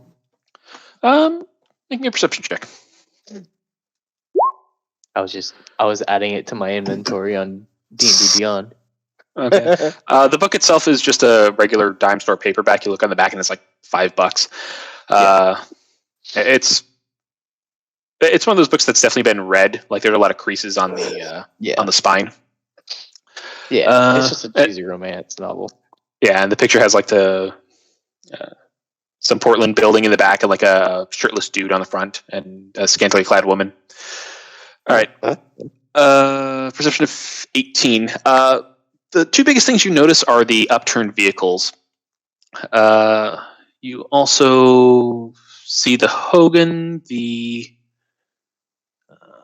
what cover things? Oh, off in the distance to the east, you came in from the east. Off in the distance to the west in the hills, you do notice a circling of vultures has amassed. But other than that, the biggest things that you notice is the car itself, the Ford F-150, has been ripped into an L shape. The cab has been separated from the truck bed. It's not separated. It's still attached by like a thin piece of the side of the vehicle, but only about like a foot long. But other than that, it's just completely ripped apart and it's sitting there in an L shape. The tires themselves were punctured and kind of like ripped off, almost like they were mauled off. And the BMW, the black BMW, is a little bit further away, but it seems to be the wheels seem to be in a similar shape, but the vehicle itself isn't in as bad of a shape as the F-150. The truck was like thoroughly and completely mauled and then torn to pieces. I want to quickly check if Greyforge has sent a message back because. It's been a few hours. Yes, he'll have sent back a short message that said that he has received it. He is sending it over to the the legal department just to give it a once over before he gets the go ahead to sign it. But when he does it, he will send you a message. All right. I want to go over and take a look over by the vultures. That means there's something dead. I want to make sure it's maybe not related to the type of damage done to the vehicles. Okay. The vultures are like several miles away in the hills. Oh, It'll there be were like several miles. I thought it was close by. Oh yeah. No, it's going to be a bit of a trek, a few hours. I got that. Never mind. Now Yeah. I'll take a look at the vehicles then to get a closer look at them. See if there's anything I see in them. Any, if it is a creature, any claws or teeth or, even marks and everything to kind of identify it a bit more. Okay. Well, first off, Terrence, what are you doing?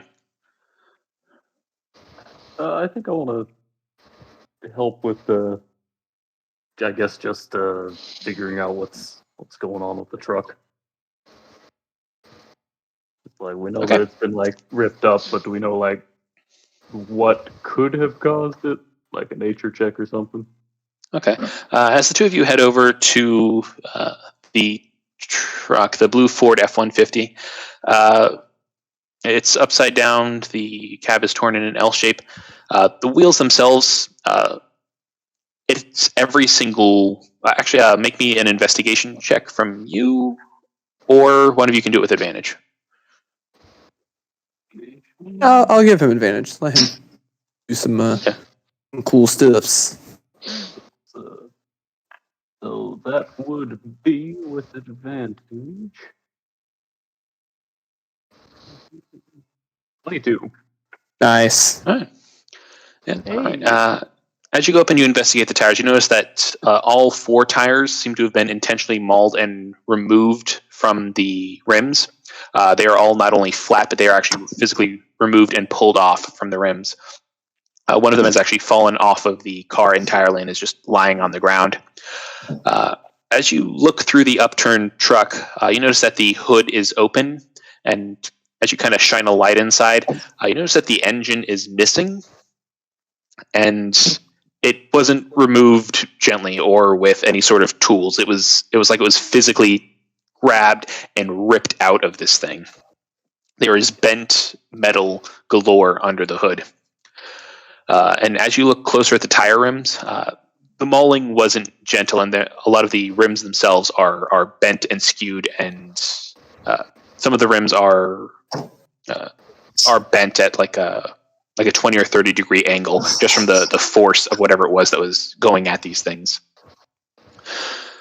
Let's see here. Inside the truck, you have to kind of get down and crawl around.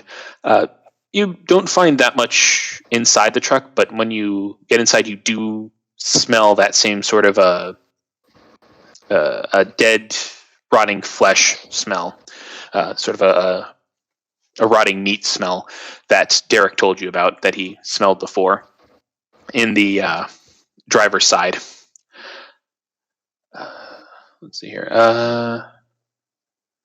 Yeah, other than that, there's nothing else that you wouldn't find in the car. You do find the license and registration for Dasan in the glove compartment. Do we see the source of the smell at all? Like, is there clearly something that's giving the smell, or is it just like lingering? No, it's lingering. Kind of like an old perfume from a few days ago that was really strong. Just sort of that lingering scent. Okay, just making sure. Make sure we're missing. I was like, oh yeah, and by the way, the body there is. Oh, you mean this dead raccoon under here that was the source of the smell the entire time? Yes. Yeah. All right. Anything else with the car that you guys wanted to know? I'm trying to think. I'll ask if anybody knows what kind of creature can make these type of sort of mauling attacks, or of this sort of effect. I kind of asking a little more in Sev, since he's more animal savvy. Sev, make me a nature check, and you were about to call him Sven, weren't you? Yeah, well, yeah. Yeah. I still don't know everyone's names yet, so it's like I have to look at chat and stuff like that. Yeah. By the way, Waffle, name in Discord. Oh, yeah. Well, technically it is correct. It's Yes, you're not Ellis or Bruno. Sev, you would have to say something that could do this would have to be very large. There are stories of dogs that can, like dogs or large wolves that can rip tires off of cars, but not to this extent. You would have to say it would have to be something along the lines of a bear could potentially do this. You don't know of any bears that can drive vehicles, but who knows? the fact that it's able to rip an engine out. Yeah, ripping an engine out. Throw it, from what we've heard. Yeah, is a bit outside of a bear's capabilities, to the best of your knowledge.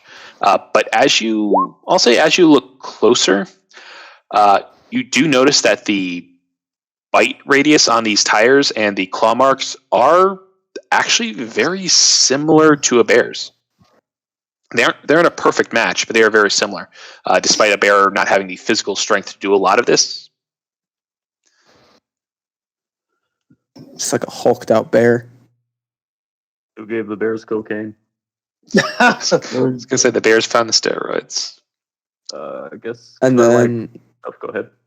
oh no, go ahead. You're good. I was gonna say, could I use my phone to look up like what kind of bears are in this area or large animals? Sure. You can actually, you know what? You can Google that because I don't know the list of bears in Arizona. Bears. Yeah.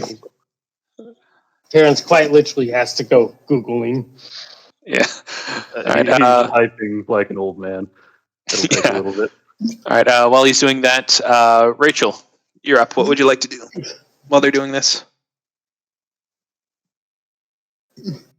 I'd like to go inside the building and take an investigate around there. Okay. The Hogan is very. Sorry, go ahead. Because they are missing a man, and we're supposed to be looking for a man. Okay. You take a quick walk around the Hogan, and you do see that large hole in the side and the small door. Hogans, I don't know how familiar all of you are with Hogans, but they're basically very, very small houses or huts. They're about the size of a large tent. The outside is a lot of dirt piled up to blend in with the surrounding. It kind of looks like a small man-made hill.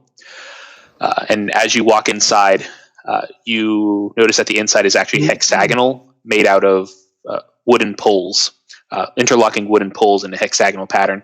And the roof has a makeshift dome made out of, again, these same layered poles, these layered interlocking poles with the dirt piled on top of it.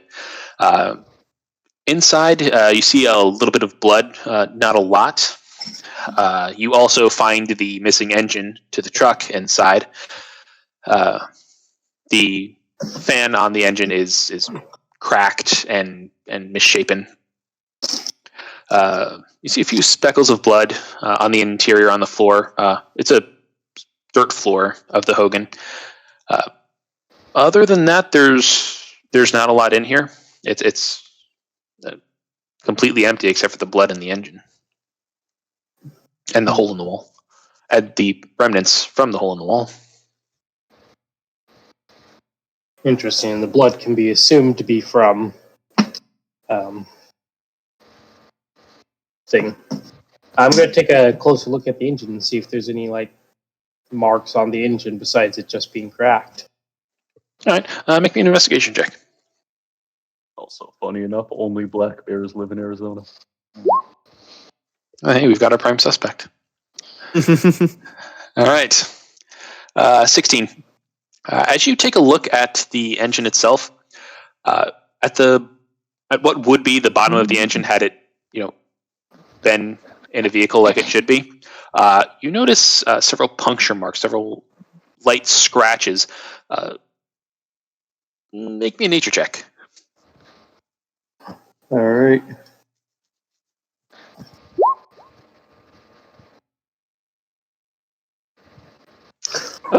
Yeah, they seem to be in a vaguely human pattern. There's 5 of them.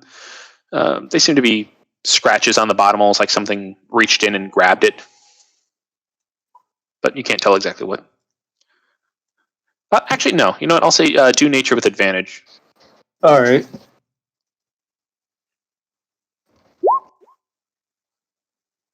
Yeah, because Sev did just put bears on the brain for everybody. This does look similar to what you've seen like bear claws look like, but they seem to be particularly large. You aren't really experienced enough with bears to say what kind, but from the best of your knowledge, this looks like claws from a bear. Bear mark on the engines, boys. All right, and while they're investigating the car and Rachel is investigating the engine, Hector, what are you doing? I'm gonna send. So they mentioned something about a bear. I'm gonna send Blink up to. I'm gonna send him up to kind of like get like a bird's eye view kind of thing. Okay, make me a perception using Blink stats. I will use guidance. Sending him to bear witness. Oh, man, that's going to be this whole little arc. Is just going to be bear puns. I can hardly bear it. Bear with me. Oh, geez, that's unbearable. You guys ever see that text thing? Bear with me. Only barely. So, do I use proficiency die for my familiar, or Yeah, so it should have a proficiency probably of only a +2 right now, which would be a D4 okay? if it's proficient. So it has like a +4 on perception, but it only has a wisdom score of like 10. If it has in the stat block a perception thing, that means it's proficient. So it'd be like +2 and then plus D4. 2 plus D4, yeah. Cool. All right. So it'd be 2D4 because guidance. Yeah. All right, 24.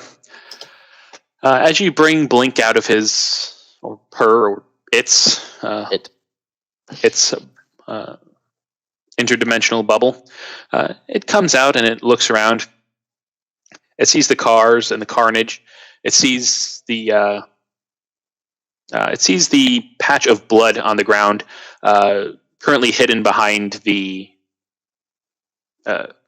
BMW, and it alerts you to that. And as it rises up, from you said what? there is behind the BMW?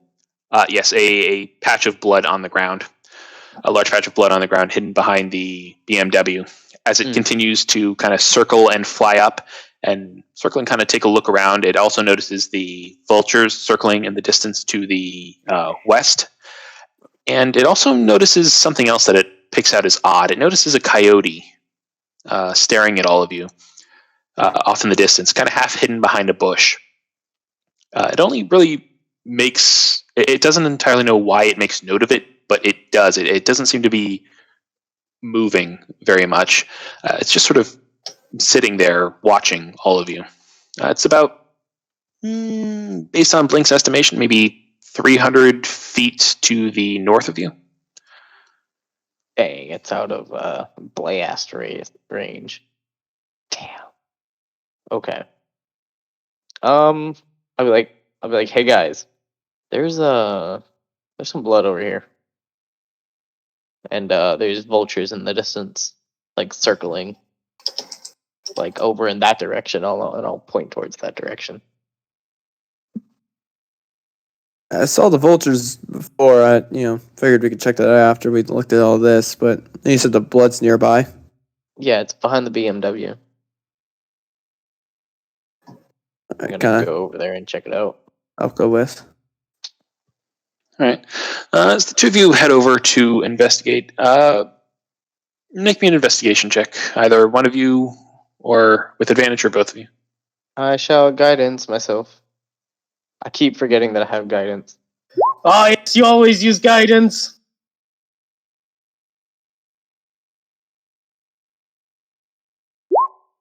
Damn, you were just so unlucky with those investigation checks, Grant. I do my thing. I do it well. I don't do other 22. things well. Yes. 22. And as the two of you head over and you circle around to the other side of the upturned black BMW, you see a patch of blood on the ground, vaguely human-shaped, and you see two large claw marks in the ground just in front of it. It's very dirty, like it was covered with dirt, probably in a scuffle. You see a lot of marks of a scuffle, more of these large bear prints kind of swatting at the ground through the blood, as well as some blood spatter off to the sides, presumably from when whoever was hit was struck. And interestingly enough, there's no blood leading away from this patch.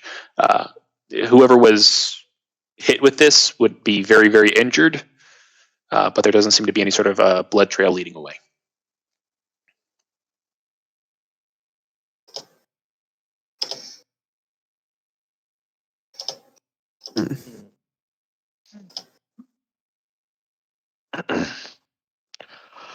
Oh. Do we want to check out the vultures in the distance? It could just be wildlife, or it could be related. It's close enough that it might be worth checking out. Yeah, it's probably a good idea. All right. Right. Let's get in the van and drive on over. All right. Are all of you going with, or Yeah. Rachel, Zev, Terrence? Yeah. Yeah. Oh, Alright. I'll steal the shotgun position. All right. As you all pile back into the van, possibly Sev, we'll see. And you start heading. How far are we from the vehicle? It's all pretty close together. The vultures are a few miles away. But you didn't park that far away.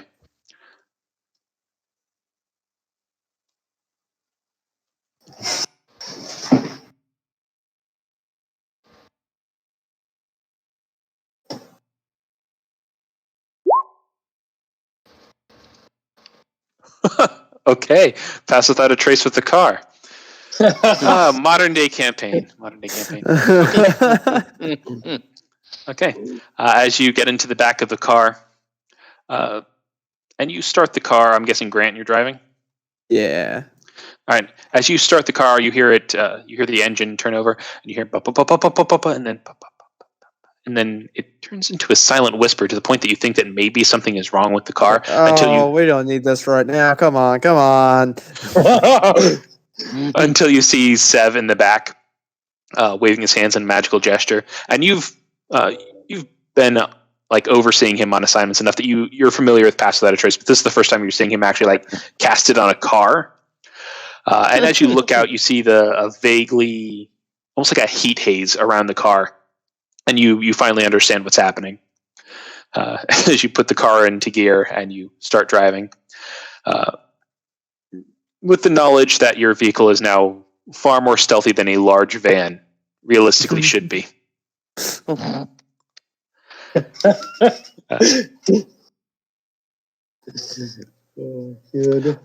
Sorry, sneeze. Okay, as you all start driving to the west towards the vultures, you can only make it about halfway there, about 1.5 miles before you get into the large hills. I'll leave this up to you, Grant, as to whether or not you want to. God damn it! As to whether or not you want to try taking the van into the hills. There's no clear path, and it's kind of rocky, so it'll be a few checks to get there, and you might not be able to make it the whole way, but I'll leave it up to you. Like, do you want me to try going through, or otherwise we're going on foot? I can try to drive through. I'm decent of a driver, but I say before I roll. What do you guys want me to do? As long as you're comfortable with driving the van up there, I don't see any reason not to. Vans are made for off-roading. We got this. Okay. Yeah. I'll attempt to drive it. Come on, Grant. You got this. Show me the... You can do it. I'm making a Dexterity plus proficiency roll. dexterity plus proficiency. I expect to see a nat 20. Almost. That was a 19 natural, so 22 for the. Okay. You put the car into gear and you start maneuvering through these canyons and hills with just expert proficiency.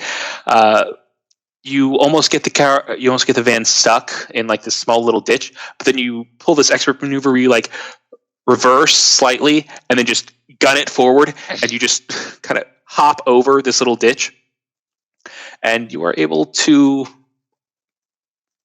make your way through, and much and get a lot closer to the vultures. They're now about like maybe a half a mile away, and off to your left, as you're maneuvering through a particularly narrow section, you notice a kind of a motorhome, a trailer off to the left. It looks old. There's a bit of graffiti on it, and some things nailed on the outside.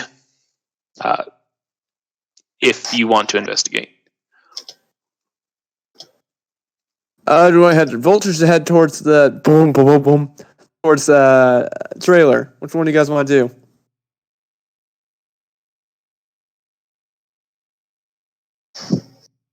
Take your stunning silence as I'll just head towards the vultures for now. Yeah. I don't see anything else we can do. It was either if we want to go to the trailer or the vultures, but sure, let's go to the vultures. We're already in that way. Yeah. Got my eyes set on it. All right. You continue heading forwards towards the vultures. And as you get a bit closer, you start to notice what it was that they were circling at. You pull into a pretty narrow sort of a little valley or a canyon. You hit a small patch of mud, sort of a seasonal wet area, but you manage to truck forward with your, 22 for a roll. Yeah. But it doesn't give you that much issue. And as you get a bit closer, you finally see what the vultures are circling around. You see a man, an orc, very, very thin, no shirt on. Instead, his shirt is tied over his head, and you see some blood dried on the side of his face as he's resting in the shade, as a few vultures have actually landed and are getting kind of a little bit closer to him. As pulling up, and we're like, all right, scat, scat, scat, as I'm like trying to like wave off the birds, essentially. I will pop open the door, pull out my handgun, and shoot it in the air. My handgun that I have to reload after it because it's just a hand crossbow. Okay. Which vulture are you shooting at? One of the two getting close, or someone circling? I'm just shooting up in the air to make a loud bang to scare them off. Okay. Make me an intimidation check. All right.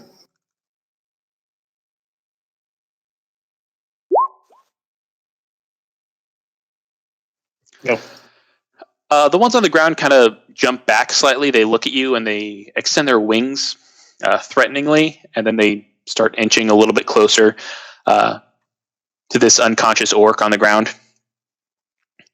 So, anyways, I started blasting. I say I'll start. I'll put the car in park and everything, and try to run over.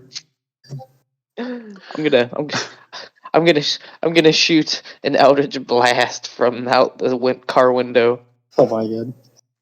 Okay, as the van opens up with eldritch blasts and gunshots at these vultures circling innocently for a meal. Yeah, innocently for a meal. Yeah, no, a 19 definitely hits a vulture. Are you aiming for the ones on the ground or the ones circling? One of the ones on the ground. All right, you hit the one closest to him with an eldritch blast square in the chest. There was a vulture, then there wasn't. Just like a puff of feathers.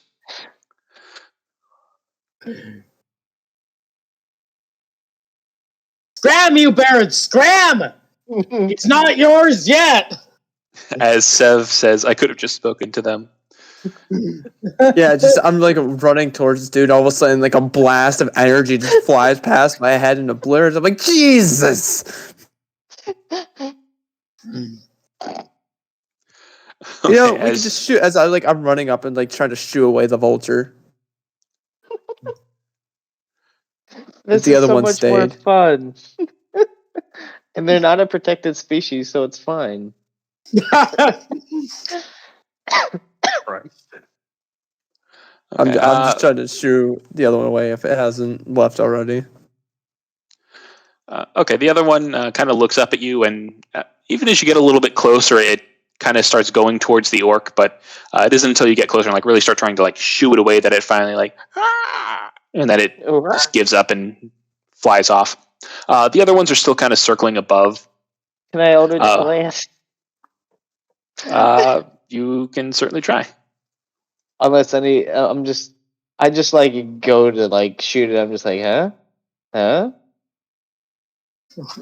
No. We probably shouldn't murder the local wildlife. Vultures are important. As Rachel is very tempted to just shoot a couple at the vultures as well. I mean, but is there any real reason not to? True. Does anyone have a complaint if we shoot at the vultures until they fuck off? Is anybody here like really like Yes. vultures? Sev is typing No furiously. reason to mindlessly kill animals. Furious druid noises. Well, while they're worried about killing the animals, I'm gonna make sure that this person's still alive. Now that there I'll are, guide it to you. make me a medicine check. With guidance. You're not near me. I thought you just Yes, I thought you you're ran away. you're from me. I casting. ran ahead. You're sitting in the right. van shooting bullets out of him. I'm shooting Eight. spirit bullet. See, Okay. this is why. You know, I thought Grant had this. Now I'm starting to second think this. You're worried about your vultures. All right, from this distance, it's kind of hard to tell. You get up close, and as you look at him, you see kind of some impressions on his nose where he typically wears glasses. This man is very, very thin, very pale for a green orc. His hair is underneath this his shirt that was tied over his head. As you lift it up, you notice that there is a massive gash in the side of his head. His lips are dry and pale and cracked. He is severely dehydrated. As you put some fingers up to his neck, you can't feel a pulse, and you can't tell whether or not he's breathing. I'm just gonna make sure he's fine. I'm gonna pump 5 lay on hand points into him. It's kind of basically like my form of like CPR. The bitch slap of life. All right, 5 hit points. All right, as you use your lay on hands and you pump 5 hit points into him, you all of a sudden see him jerk awake slightly, and and he looks around, dazed. Who? Do we have any water bottles in the car? Yeah, you guys have water. I'm gonna Like, bring are you over alright? a water bottle. Can you see me? Like, how many fingers am I holding up? Like fingers in front of him, like 2 fingers. And he looks at the fingers and what? Are you all right? And his head kind of lolls and he loses consciousness again.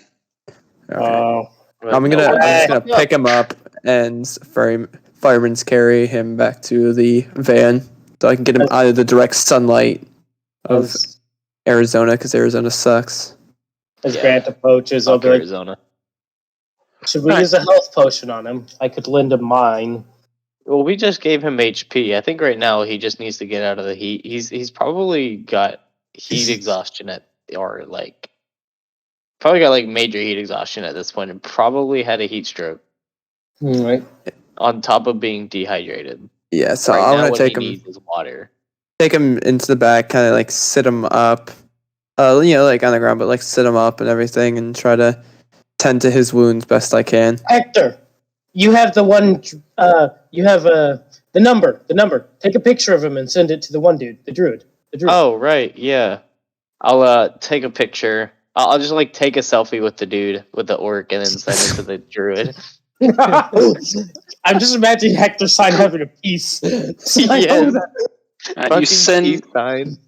you send him the text, and it takes a minute or so for you to get a response.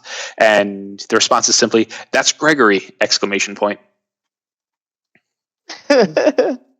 Hector's like, boomer. And He's like, yeah, this is our guy. Sev, as you let the spell drop and you look Yes. out and you look up at the circling birds, your observant feet notices another bird, sort of perched on the rock above the canyon. It's odd because you don't recognize this species. It seems to have like an orange and blue plumage. Very, very thick feathers, even especially around the neck, almost like a lion's mane. And then when it turns its head and you get a slightly better look at it, you notice that it actually has antlers sticking out of its head, almost like a deer. As it turns to look at you after you've dropped the spell, and then your eyes meet, and it extends its wings, and it flies back over the canyon top beyond where you can see. And as you're looking at that, you look up, and you see a small speck in the air. Make me a perception check.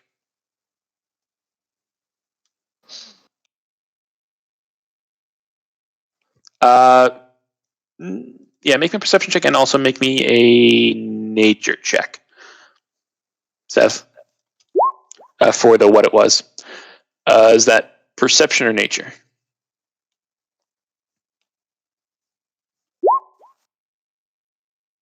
Okay, 12 perception. Okay, you don't notice anything, and a 16 nature. You've never seen anything like this before. At least nothing in the natural world. There are not birds with antlers, to the best of your knowledge, and your knowledge of the animal kingdom is pretty thorough.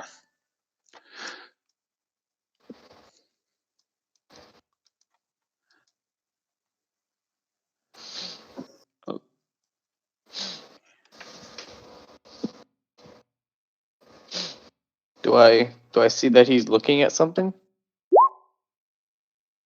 Make me an insight check. Guidance. Go that way. Okay. So Yes. is he pointing the way that the bird just flew? Yeah, the bird. You're in the middle of a canyon. The bird basically flew left. Like if you're staring forward and backwards in the canyon, the bird went left, like above the canyon. You'd have to climb the canyon wall in order to follow the bird. And I look at many of our group. I don't think that's going to happen. And what are you doing, Hector? Oh, I was inciting to see if he was looking at something. Okay. Yeah, you can tell that he's looking at something. I'll say you can look up in the general direction that he was looking. Make me a perception check. Okay. Guidance. I love guidance. Yeah, but no one ever remembers to use it. Perception. My macro now reminds me to use it. That's with guidance. Yeah, it's with guidance. Yeah, you don't see anything. I'll just be like, "What you looking at?" And he explains it He all and why explains it's it. I'm odd. like, "Huh, Yeah. that is odd. I think Yeah, I should consult our friend." I'm gonna send the description to our druid friend. I mean, we can follow it, but Sev, but it went over the canyon, and I doubt many here can scale walls looking at Yeah. everyone. I don't know if you noticed or not, but I'm kind of skin and bones here. Without skin. Exactly. I'm not exactly athletic, if you couldn't tell. Yeah. So, Right. yeah, I'll send the description over to our druid friend. Okay. You get a response back. Again, it takes you a few minutes, you assume, because he takes a while to write. And he says, doesn't sound like any animal here in Arizona or that I know of. Would I... You know what I haven't done? I haven't made my own nature check. Okay, you can make a nature check. Guidance. Oh. Okay. It is a bird with horns. This is not a natural bird. Or with antlers. This is definitely not a natural bird. Nothing about it seems to match anything that you've seen or heard of before. Could be some sort of an odd chimera creature made of multiple different animal parts. From the distance and the basic description that you were given from the moment that he saw it, it doesn't match anything strictly. Strange. Yeah. But you all have the orc man in the back of the van. You try to get some water down him. He swallows instinctively, but he remains unconscious. You look underneath the shirt tied to his head, and the cut is a little bit. The gash on the side of his head is a little bit smaller ever since Grant, you healed him, but it's still there, and his problems are probably more in the way of just dehydration and exhaustion from being out here. He's been out here for at least a couple of days. Yeah, I'm just making sure general first aid is done to him. So that's what I'm doing. Is I'm caring for him. Okay. As you care for him, you notice that his skin is very, very dry. He's not sweating, and that is one of the final signs of like heat stroke. Yeah. And dehydration. That's like this person needs a hospital kind of a thing. Yeah. Yeah, we need to. Let's get this man to a hospital. Hang on. I guess Goodberry can get him to eat one. Okay. Sev, make me a medicine check for the Goodberry. Guidance. I just love hearing guidance. Why the hell not? I mean, What kind? shit. Oh, the same as yeah. All right, 18. You're able to put it into his cheek, and you kind of like mush it around a little and kind of force his jaw to eat it. Then you lift his jaw, and again the swallow reflex kicks in, and you notice him swallow.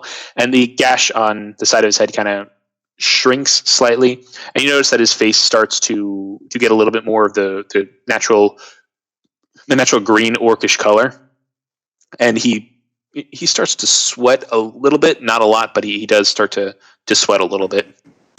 Question. I don't know if it would work.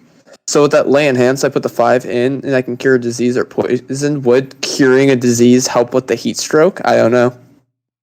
That's a good question. You can certainly try. I'll pump another 5 into him and see if it works. Yeah, I'll say roll a medicine check for this one, a spellcasting ability check. Okay, so that's just gonna be a charisma. Yeah, because it's not quite either, but I would be willing to. It's in the wheelhouse. 11. No, you try to tweak it slightly to. Okay. Reroll that. Hmm? Reroll that charisma check. Re-roll it. Okay. Yep. Oh, you're using the. I know what you're using. Yep. Yep. Chronoturgy wizard. Yup.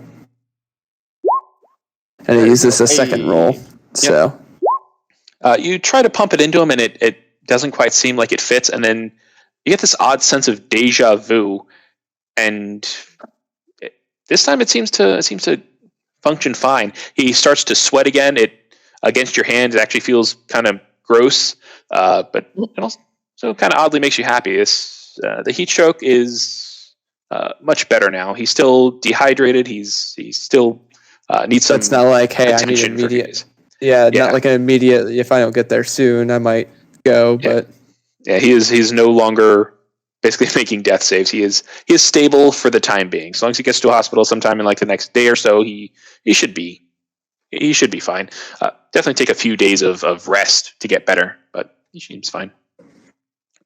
So we obviously got to take this man back to the hospital. Grant, is he stable enough where you don't have to be by his side and you can drive, or should you stay by his side? You should hopefully be fine. It's just keep an eye on him. Sven, if you can, Sev, if you can keep an eye on him and sort of assist with that, I'd appreciate it. Buckle up, buckaroo. Though to be fair, I could also drive. If you like if we want I you guys still to. go into the front seats. That's why I was asking, because I was gonna be like, if Grant's like, yeah, I gotta stay with him, I was gonna be like, okay, we gotta let Hector drive. It's gonna be like, all right, slow and steady out of here. All right. So you get in the front. You try to start the car. Yeah. Right. As you get into the front, Sev, before you step into the vehicle, you look up and you see this bird again, this time directly above you on the side of the canyon. It's just barely peering out and looking down at you. It seems to be using the canyon edge to hide the majority of its body, so you're just barely seeing the head and part of the antlers from this angle before you step into the vehicle. Can anyone look up any like Native American like folklore to find creatures like this? I feel like maybe it's something linked to that. Worth looking into as I'm trying to turn around at this point and. Well, you go to start the car, the engine turns over, and all of a sudden a giant spider the size of the van lands in front of you. Holy shit! And as you look to your left, you see two more black ones off to your left, two more black ones off to your right, coming down the canyon wall, and one coming up towards the back of the open truck. Can I cast a spell very quickly on myself? Depends what it is. I was going to cast this invisibility. That's a full action. We'll start that after initiative. Next week on Modern Mysteries. Yeah, holy shit! I was hoping to get into a fight invisible. Next time on Dragon Ball Z. Well, it's like you're still in the car, so if you don't reveal yourself. As big as the van. There's more of those. Fuck that. Oh boy, we should have gotten out of here sooner. Fuck that, man. This is Afghanistan? What the hell? We're gonna need a machine gun. If it was, we'd be in a lot more trouble. Dude, my dad was in the army, and there's pictures on his Facebook of this one spider that got into Was it a camel spider? It was a camel spider. And so, there's two different things. One of them, the spider was, lengthwise as big as the keyboard.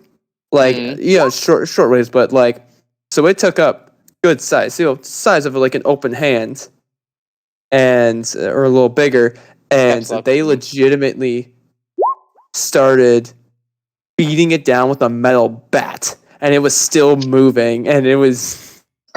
Oh Jesus Christ!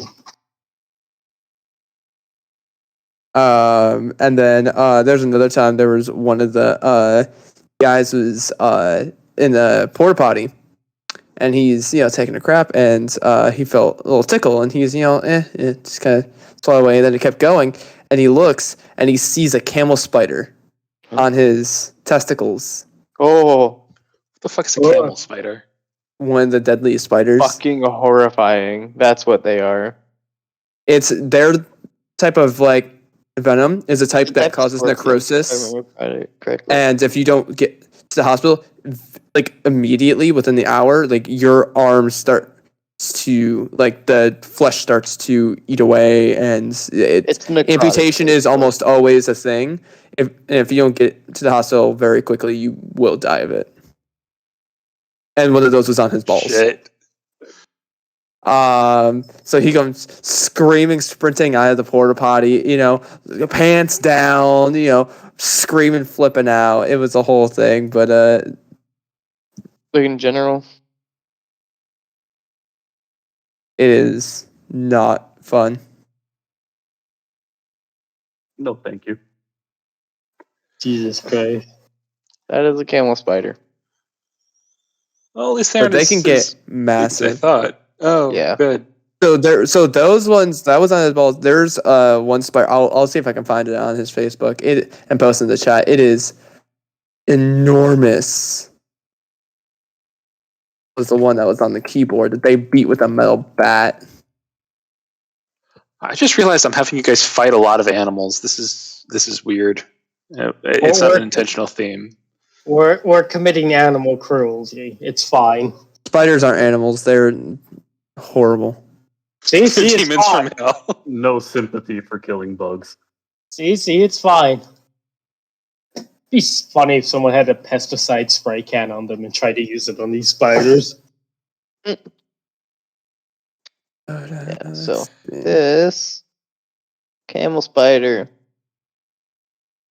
with the nut without it being in a GIF. How the hell? I thought spiders were only supposed to have 8 legs. Well, you see, I don't think the front ones are actually legs. What the Jesus fuck are Christ. they? Feelers? They look like ants. That's called the mouth. Those are Not actually the fucking. Okay, those are well, mandibles Why would you need mandibles that size, spider? because they fight. They eat shit like That's true. scorpions and people. Okay. The image I remember it's a little smaller than that, but it was still I'll still save image as desktop. This is what they saw and had to beat with a bat and it wouldn't stop moving after that was when my dad was in Afghanistan. Mm. Alright, I'm ending the stream. All right, thanks, man. All right.